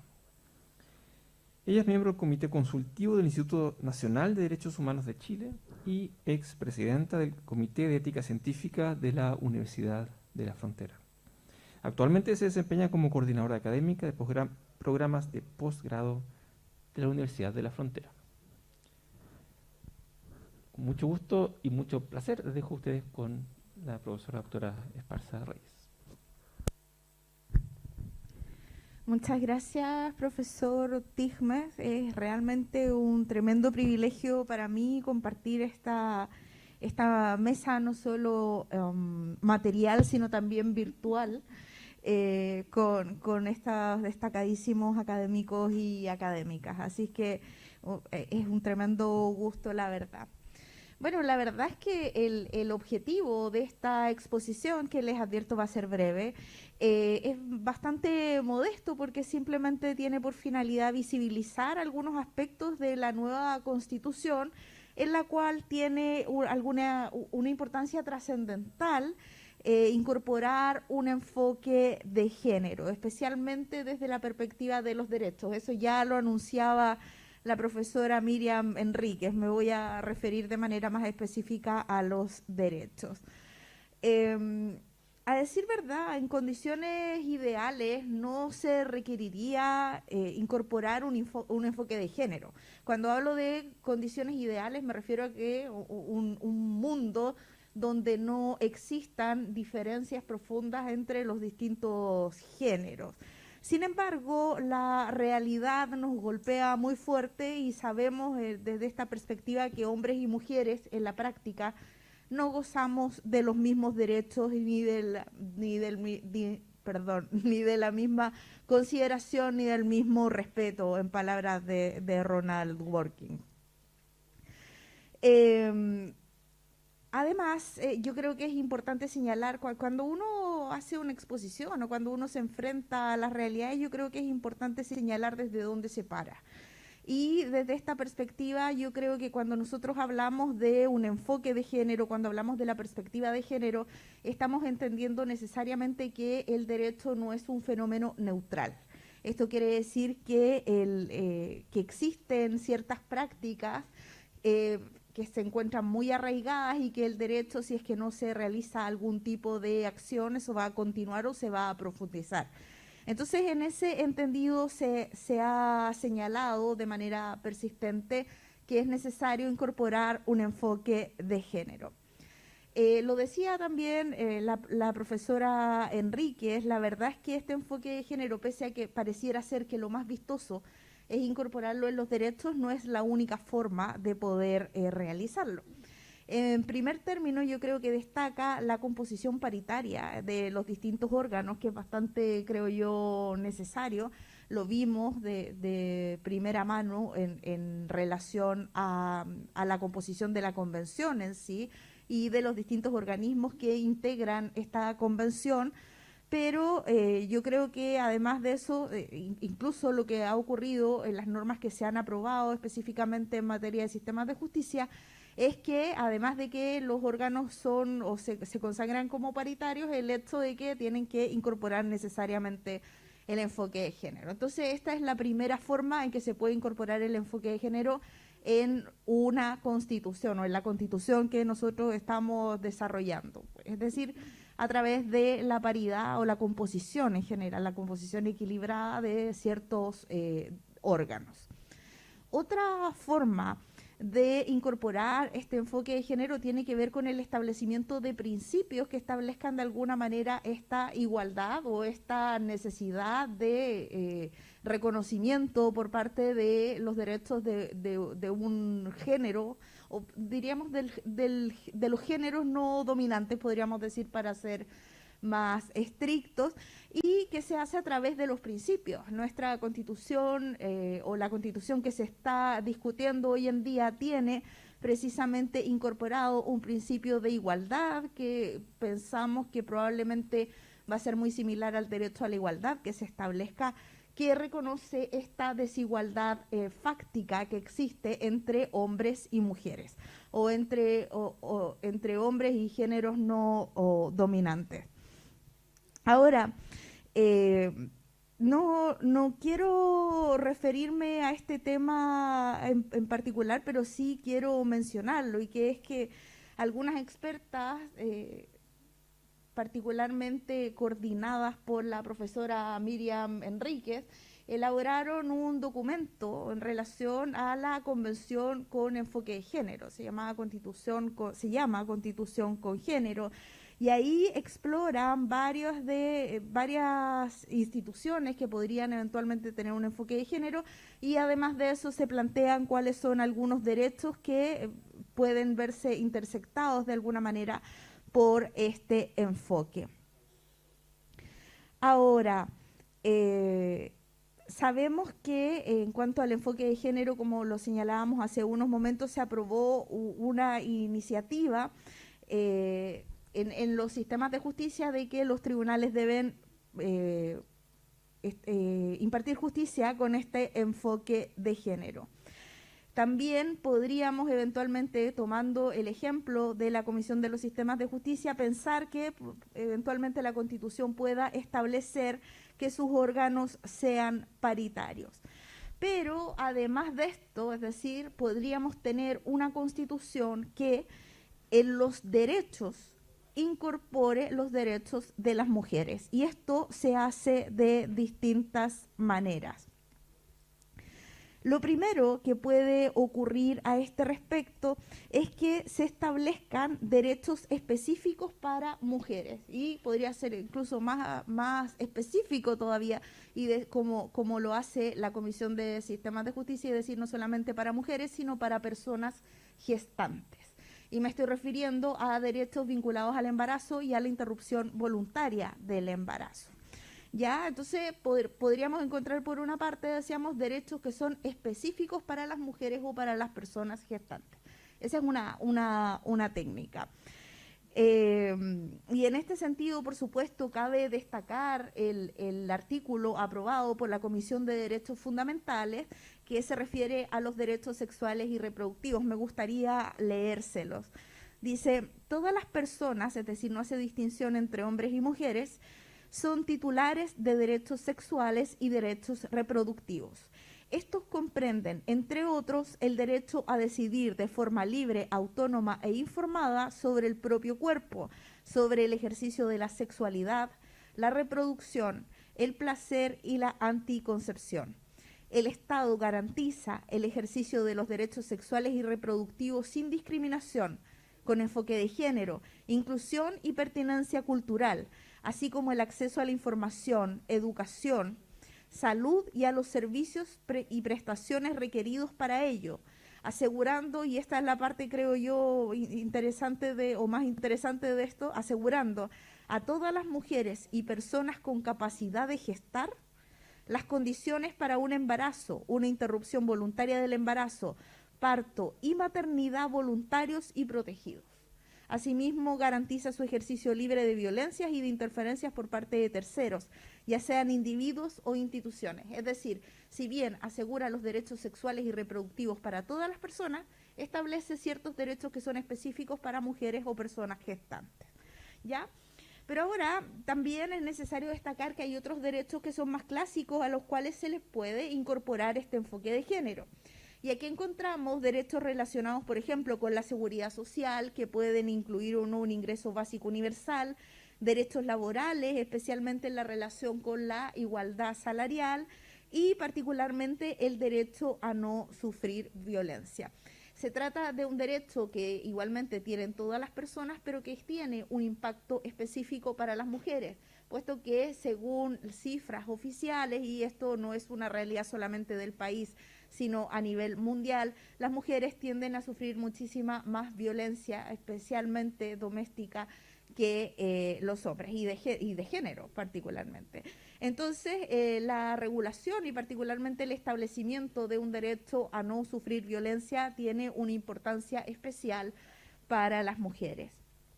En último término, es posible también que los derechos que tienen todas las personas y que se consagren incluso sin señalar expresamente a las mujeres, puedan tener un impacto o generen un impacto específico distinto en las mujeres. Me estoy refiriendo particularmente a derechos clásicos, como por ejemplo el derecho a la igualdad y a la no discriminación. La verdad es que ya se han conocido algunas propuestas de regulación sobre este tema. En primer término, la Comisión de Principios ya aprobó, ya se encuentra en el borrador de la Constitución una norma que establece como principio el derecho a la, o sea, como principio la igualdad y la no discriminación, señalando o con un fuerte enfoque de grupo social. Vamos a volver un poco a este tema. Pero además, en las propuestas que se han realizado a la Convención en materia de derechos fundamentales, se ha propuesto una norma o una disposición sobre no discriminación que es absolutamente consistente con lo que se aprobó ya en la Comisión de Principios. Es decir, que establece el derecho a la igualdad y no discriminación y contiene una especial preocupación por los grupos tradicionalmente excluidos, donde el caso más paradigmático, sin lugar a dudas, es el de las mujeres. Esto representa un tremendo cambio de paradigma y la verdad que es interesante de poder analizar, porque cuando nosotros estudiamos la regulación chilena en materia de no discriminación, nos damos cuenta que esta cláusula de igualdad es más bien una regulación de naturaleza formal. Es decir, se establece la igualdad ante la ley sin que preocupen necesariamente cuáles son los efectos o qué es lo que causa en la práctica. Y que en último término, si no existen los apoyos estatales suficientes, esta desigualdad continúa de alguna manera, no solamente continúa, sino que se profundiza. Ahora, ya se esbozaba en la anterior exposición, esta concepción formal de la discriminación que rige en nuestro país es en realidad la discriminación arbitraria, que ya lo hemos conversado en otras instancias y que tiene que ver con que simplemente no se reconoce la existencia de los grupos sociales y se dice simplemente que hay que tratar igual lo que es igual. Es una cláusula que de alguna manera, interpretada de esa manera, carece de contenido. Es por esto, y en especial consideración al grupo desaventajado de las mujeres, es que creo que es muy necesario que en primer término se elimine el concepto de arbitrariedad, que al parecer eso va a ocurrir en la nueva Constitución debido a las propuestas que existen y al borrador en relación a los principios que ya se encontraría aprobado. Es necesario que se considere a los grupos sociales como se está haciendo en la norma de principios, es decir, se reconoce que pese a que se reconoce que somos todos iguales ante la ley, pero que es necesario que el Estado emprenda ciertas acciones para lograr mayor igualdad real. Y muy unido a eso, el nuevo texto que se encuentra en borrador y la propuesta en relación a los derechos fundamentales considera la obligación estatal de emprender medidas de acción afirmativa para que se termine con la subordinación de determinados grupos y, como decíamos, especialmente de las mujeres.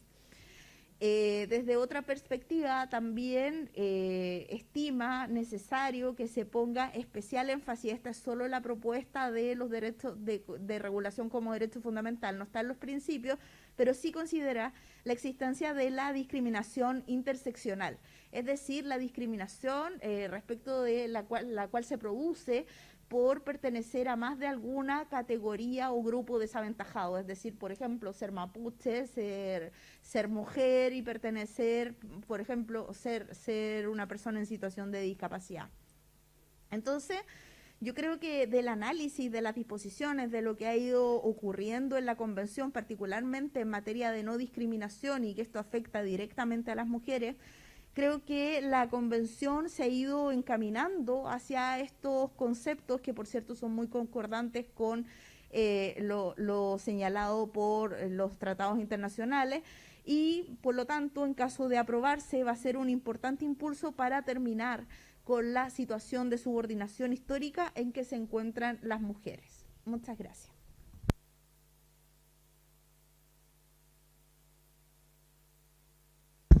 Muchas gracias, profesora Esparza Reyes. Se abre el espacio ahora para preguntas y comentarios del público asistente, así que sí, yo me voy a acercar con el micrófono un momento.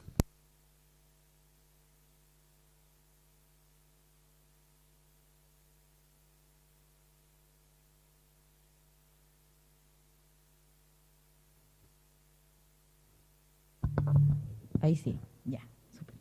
Voy a tratar de, en honor al tiempo, tomé algunos apuntes, algunas ideas con respecto a lo que señalaba la profesora Miriam. También agregaría un cuarto desafío que tiene que ver con respecto a la aprobación de esta Constitución, que efectivamente es un tremendo desafío, ya que los cambios culturales dan miedo y por tanto también comienza todo una campaña en contra, ¿no?, de esto, que también eso es un gran desafío que no tenemos que olvidar en estas instancias. También recomendarle a la profesora Linda con respecto a su deseo también de conocer más de esta Constitución paritaria y feminista. También, bueno, aquí mismo en la región hay dos mujeres constituyentes que también podrías conocer, como es Manuel Arroyo y Lorena Céspedes, que también han trabajado mucho en esta temática en la Constitución. También algo que me gustaría mencionar y que es un poco distinto a cómo se ha llevado en Estados Unidos. Recién la palabra mujer en la Constitución de Chile aparece en 1999, es decir, hace solo 20 años. ¿Ya? Y de ahí en adelante nunca más se volvió a ocupar hasta esta reforma en donde se pide justamente una reforma constitucional paritaria. Ya, o sea, hubo 20 años de diferencia en donde no apareció la palabra mujer. Y únicamente para poner e instalar, en vez de todas las personas son iguales ante la ley, ahora es hombres y mujeres son iguales ante la ley. ¿Ya? Pero eso es en el fondo una igualdad formal, ya como también señalabas tú, pero que no se materializa de alguna forma. De hecho, hay muchas discriminaciones legales también en Chile, teniendo justamente esta Constitución supuestamente con una igualdad formal. ¿Ya? Entonces ahí aprovecho también de preguntar aquí a las panelistas cómo poder solucionar que en esta nueva Constitución exista justamente esta materialidad, que no sea solamente una igualdad formal como lo ha existido hasta hoy. Ya ahí Estefanía dio algunas ideas también que me hacen sentido, como la composición paritaria en el Congreso, por ejemplo, se me ocurre, ya que pueda justamente llevar a que se materialice esta igualdad formal de la Constitución en las distintas legislaturas. Eso, muchas gracias.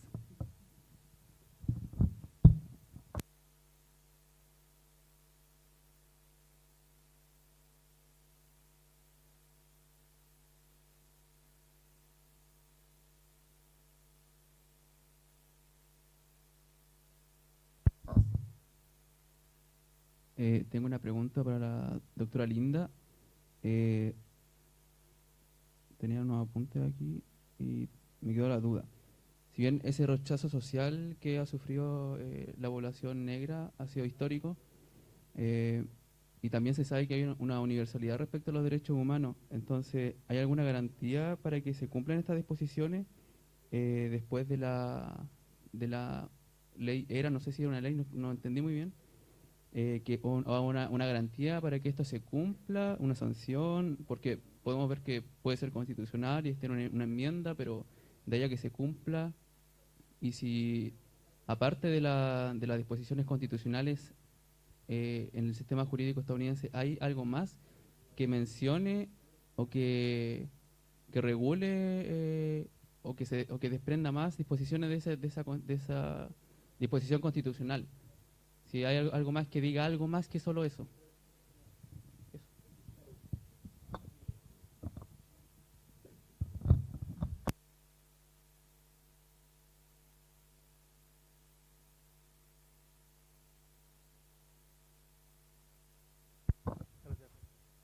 Muchas gracias a todas y a todos. Es un placer y un honor, ¿no?, tener este seminario hoy. Y tengo una pregunta que se aleja un poco de temas de género, va más al hilo de lo que se expuso ayer por la profesora Linda y lo que se ha expuesto hoy de manera un poco tangencial en cuanto a la 14ª enmienda, ¿no?, de la Constitución, 14th Amendment. Y vamos a ver, tengo entendido que desde el final de la Guerra Civil estadounidense el sistema penitenciario estadounidense explota en tamaño, ¿no? Y a su vez es un sistema penitenciario privatizado con fines de lucro. ¿Nos pueden contar algo sobre ello, sobre todo también para los estudiantes? Es decir, de alguna manera, la creación de un sistema penitenciario altamente privatizado, repito, con fines de lucro, parece ser que a nivel sociohistórico pues es una relación causa-efecto con el final de la Guerra Civil y el fin de la esclavitud. Gracias.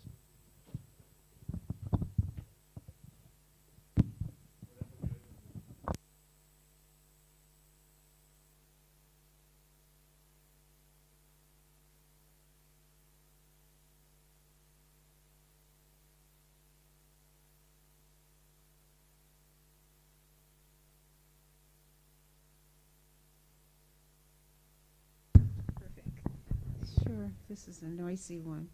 All right, so I want to be sure I understand. What's her name? Do you know her? Oh, anyway, Camila. I think what I picked up with the translation was your point about the difference between formal equality under the Constitution and maybe what we would call substantive equality, formal versus substantive, in the context of women or African Americans? Both. Right. And so you're right to raise this question about the distinction between formal and substantive equality. And also, we would go further and say it is one thing to be treated equal, it's another thing to have the equitable correction so that the result of past inequality is remedied, so that now with one is here, so now you can have equal treatment if all are brought to that point. In our system, if you prove that you have been a victim of illegal action, then you have a right to damages or some kind of remedy. But it's very different to ask the question, what should be done so that women can actually have equal status and opportunity for men, to men. And you could go further and say that poor women might be equal to more wealthy women. In our constitutional system, you can, if the political process decides to provide a cause of action or a right, then typically it requires that you find a lawyer and actually litigate over whether your rights were denied. And that's the case whether the right is one created by statute or one created by law. We have very few situations where a government will say, women have been previously treated unequally, and we would like to equalize that. So I have been involved in some situations where, for example, my university said, we looked at women professors and male professors, and we saw that where we saw the same number of years as a professor, we saw that women's salaries were lower. So I worked at a university that actually gave women payments to equalize their salaries. And then over every 10 years, look to see whether there seemed to be persistent differences in pay, and then equalize those differences, or allowed women to say, my pay should be different, without filing a lawsuit. So I'm just giving that as example that there's no right to that generally. You can sue if you are harmed by some action directed at you, but there are very few remedies in general for all women. And the same is the same dispute now with race, where some institutions would like to provide more opportunity to African Americans or other minorities to attend the university. And that is a political decision to say, let's make this correction. Formal equality would be if you have the same test score and you have the same GPA, you are able to come to the university. But you could also say that your life and your circumstances have been different, and that your achievement at this level, we think, is equal to someone who has had everything. So there are some cases where institutions do decide to move beyond formal equality and ask the question, what might be substantive equality? But that's rare. And I want to say that's not required by the Constitution or the law unless the person or the group can prove a legal injury. So we don't recognize inequality as a legal injury. So I talk a lot about, and I want to be brief, I talk a lot about in my work and in my teaching about the difference between legally required equality and broader equality, and about how much of the struggle for equality is a political contest. It's persuading people to go beyond what's minimally required to require more. So I think both those ideas, formal equality and substantive equality, it would be the difference if you say, did the government treat you differently because you are a woman? If you can prove that, then you can get a remedy. But what if you can't prove it, and yet all the women are here, and all the men are here? Well, so there's no legal remedy for inequality per se under our Constitution, even if it's clear. There's only a remedy for a legal injury targeted at you. And so the question whether to provide a more substantive correction is a political decision not required by law. And so, and in the case of women and men, and sir, in the back, Did you talk about reparations? Did you mention the question of reparations? Did someone mention, it was translated that way. Did someone mention reparations? No? Okay. Huh? Oh, enforcement. Well, the 14th Amendment may be enforced by congressional legislation. That's one option. That's a political process. In order for Congress to pass a statute that would enforce the 14th Amendment, a person can bring a lawsuit to enforce the 14th Amendment, but only if the person can prove that the government intended to disadvantage a group because of race. And that's a matter of proof. The fact that there is a disproportionate negative effect against a particular minority group is not proof that the government has violated the 14th Amendment. And so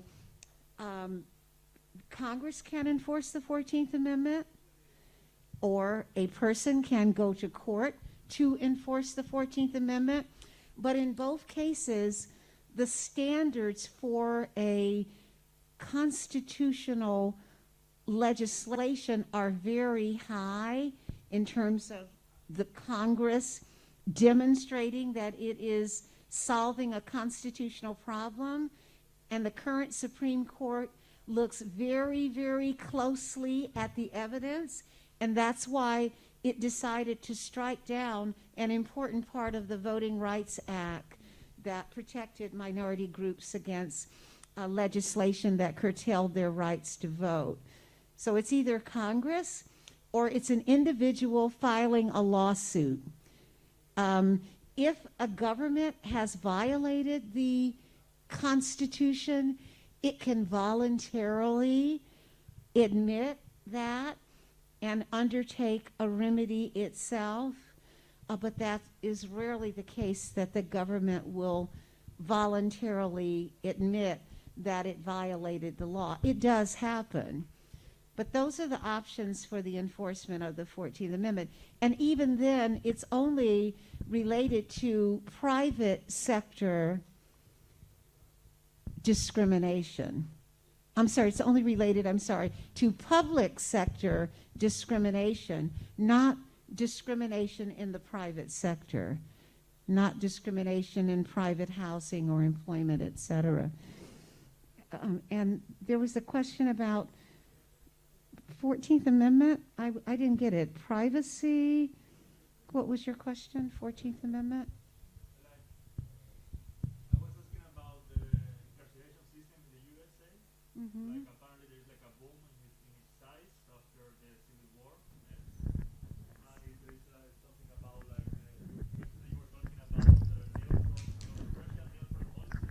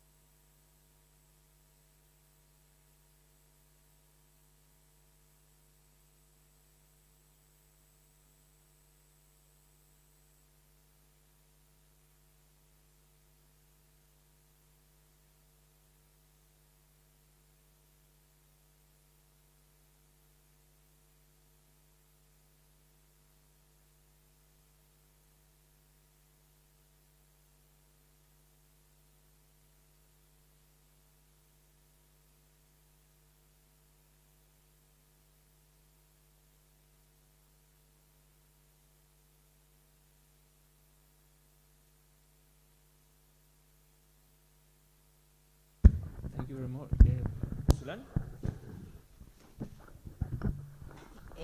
Gracias, Jaime. Bueno, primero darle las gracias a la profesora Linda Green, a Estefanía y a Miriam por haber conformado este panel, como dijo Jaime, de lujo, ¿no? Para tratar estos temas precisamente de género.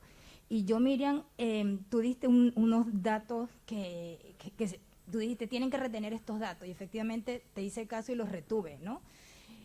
Y hablaste de un 55%, ¿no?, de convencionalistas con enfoque de género.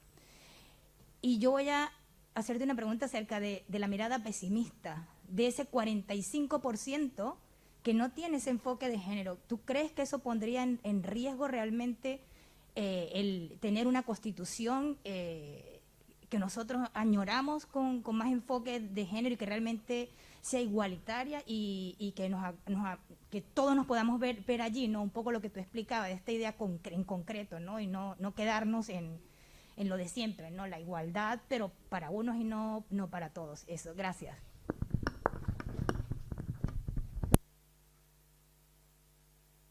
Gracias. Voy a repetir la pregunta porque creo que Miriam tiene algunos problemas para escuchar cuando hablamos con el micrófono. Entonces voy a permitir repetir para... ¿Me escuchas, Miriam? Sí. Sí, perfecto. Ahora sí. Ya. ¿Pudiste escuchar la pregunta de Zulán? Algo tiene que ver con los porcentajes del estudio del Observatorio Nueva Constitución, ¿no? Exacto, sí. Lo que decía Zulán es que el 45, como tú mencionaste, el 45% de los integrantes de la convención no tiene enfoque de género. Entonces lo que preguntaba Zulán es si eso pone en riesgo una constitución con enfoque de género.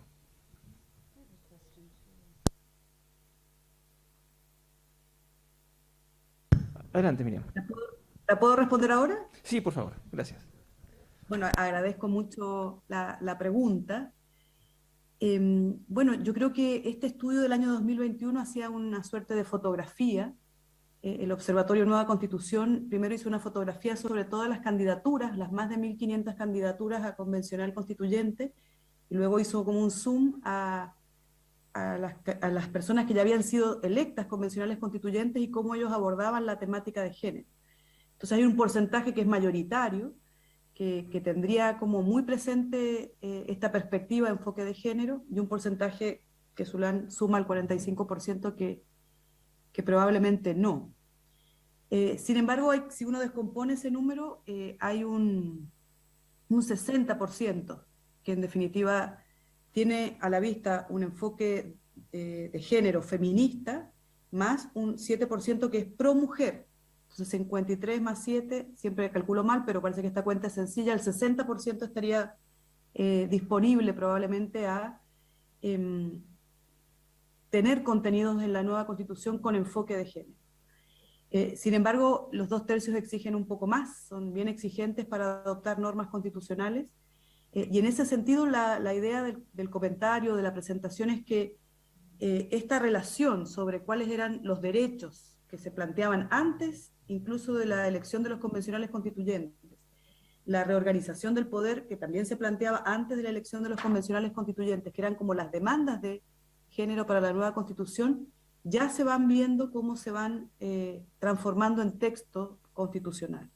Este principio de igualdad sustantiva, la paridad en la integración de los órganos, ya sabemos que de los órganos que integren los sistemas de justicia, también del Consejo de Justicia, probablemente porque ya está algo así como avanzado, no está aprobado, pero el informe sobre sistemas políticos habla de un Congreso plurinacional paritario, habla de un presidente o presidenta y vicepresidente o vicepresidenta, de un gabinete de ministros también paritario.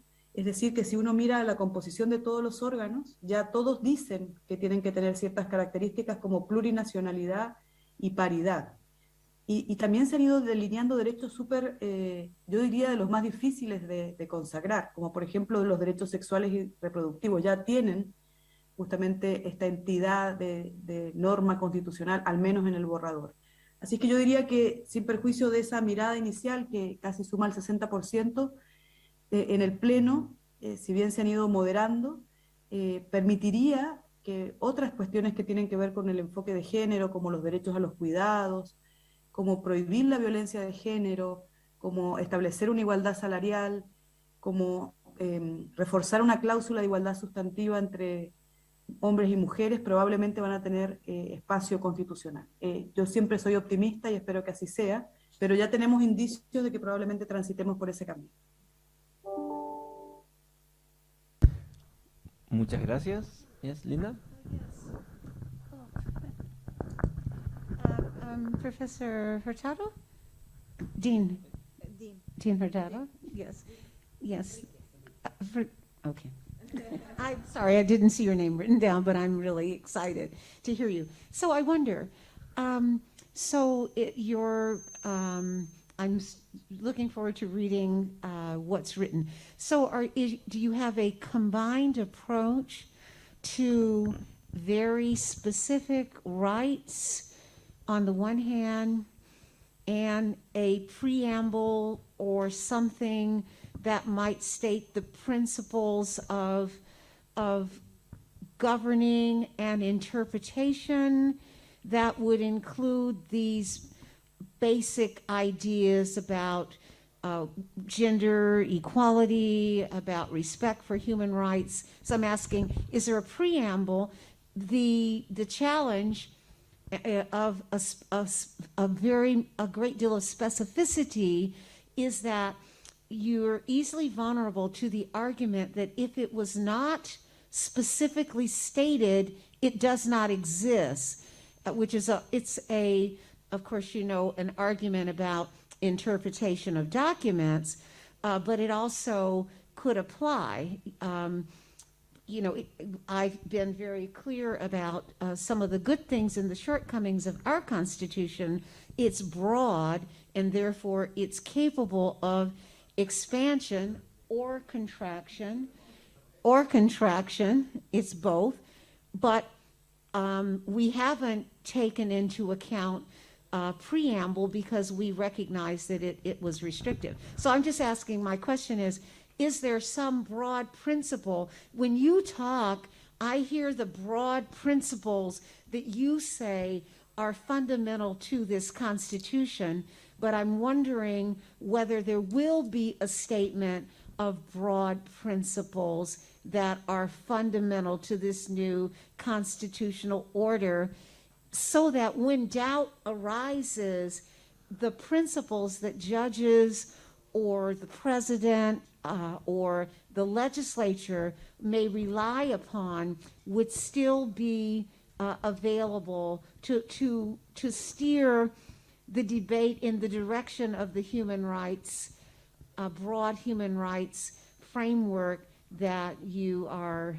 announcing. So, and the second question is, do you assume, I think you made a distinction between women and feminists, and therefore I assume that you know that just because a person is a woman does not mean that she is a feminist, and just because a person is a man does not mean that he is not a feminist. And so we have the situation in our country where people are excited to have, for example, women in office, but they're not excited when those women express their own opinion about important issues, even issues involving the rights of women. Our reproductive rights in the United States would not be shutting down were it not for the support of women. Many women have been in the leadership of the decision and their conscience that they want to value life over the freedom of women. That's a choice they've made, but you can't assume that people will make a particular choice because of their gender. So just a couple of things, but it's so exciting. I can just tell you that. I wish I were. Thank you very much. Miriam, ¿pudiste entenderme las preguntas o quieres que las reformule? Sí, entendí el contexto. Perfecto, muy bien. Cualquier cosa me avisa y trato de hablar más fuerte cerca del micrófono. Muchas gracias. Espero que se escuche bien. Agradezco mucho la pregunta que revela la atención a la presentación.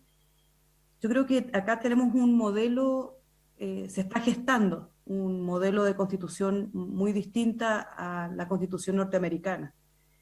Creo que se asemejará más probablemente a las constituciones del constitucionalismo latinoamericano, que son constituciones que, para bien o para mal, yo tengo mi opinión respecto de ese modelo, son constituciones extensas y maximalistas, distinto quizá de un modelo de constitución breve, que en definitiva permite al intérprete, quizá al juez, dotarle de contenido y así evolucionar. En ese sentido, lo que los borradores, las iniciativas que han ido presentando los convencionales constituyentes son de muchísimo detalle.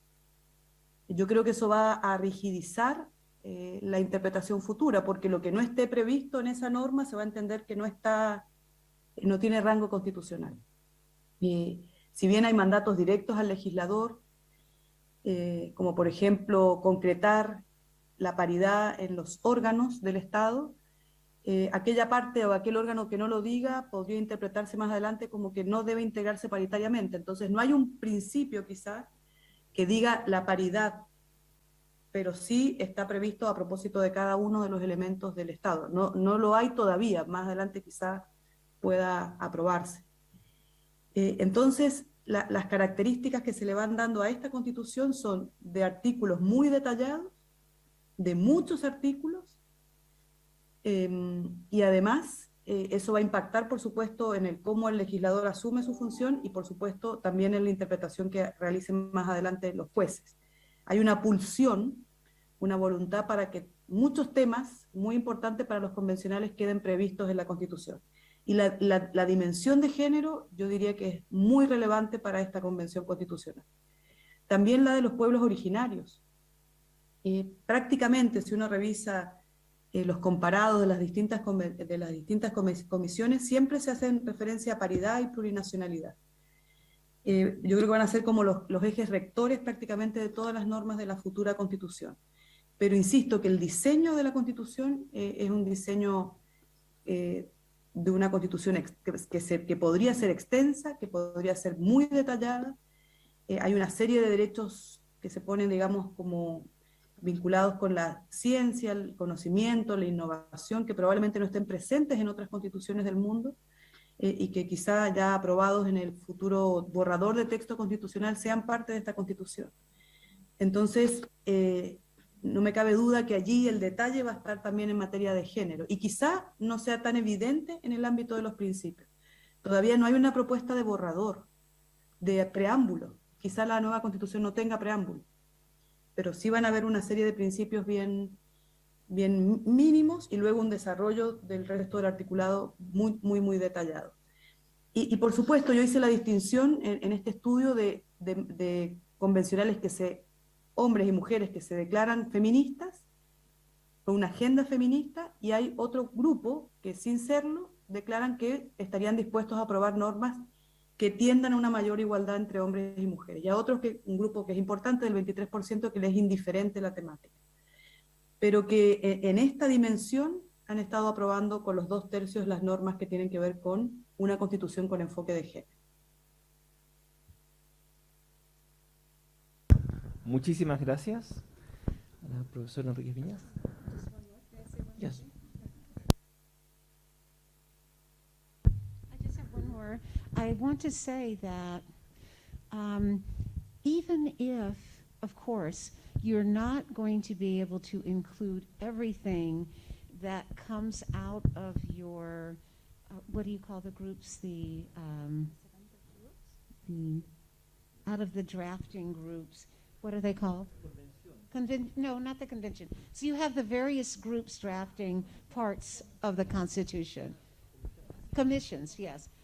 Even if you must make choices, the agency and the empowerment and giving voice to people as they think very ambitiously about rights can create a new kind of constitutional consciousness that embodies these values of broad respect for individuals. So the process itself is not more important than the outcome, but the process is a part of the outcome in terms of the development of the consciousness of people about the importance of political participation.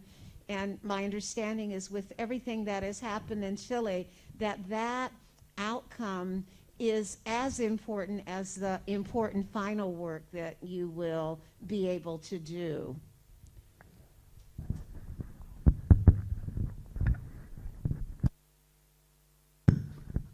Thank you very much. Estefanía. Gracias. Sí, bueno, yo quiero referirme brevemente al tema de cómo lograr mayor igualdad real en una nueva constitución. Yo creo que además de lo que habíamos señalado en relación a la composición de los órganos, a incorporar este enfoque de género, a derechos específicos para las mujeres, yo creo que es súper relevante, o que esto se queda en nada, si es que no se establece expresamente la obligación estatal de actuar en caso, para ponerlo en lenguaje constitucional actual, de actuar en removiendo los obstáculos que de alguna manera no dejan que se exprese esta igualdad real. Por lo tanto, en la medida que nosotros seamos capaces de incorporar en una nueva constitución que los órganos estatales están obligados a realizar la igualdad, están obligados a terminar con estructuras opresivas, están obligados a, de alguna manera, terminar con la discriminación, la verdad es que no vamos a obtener el resultado necesario. Por lo tanto, yo creo que eso, independientemente de las declaraciones de derechos, de la composición incluso de los órganos, si es que no existe este compromiso estatal, no vamos a lograr mayor igualdad. Muchísimas gracias. Quisiera agradecer encarecidamente a las 3 expositoras que nos han constituido hoy un panel de lujo y nos han dado muchas preguntas y cuestionamientos para seguir reflexionando. Quisiera terminar esto, pedirles por favor un aplauso para las 3 expositoras.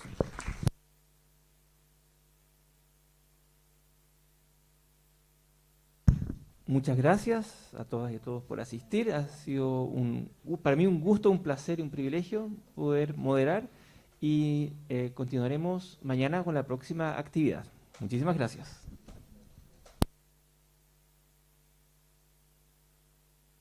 Muchas gracias, hasta luego. Hasta luego.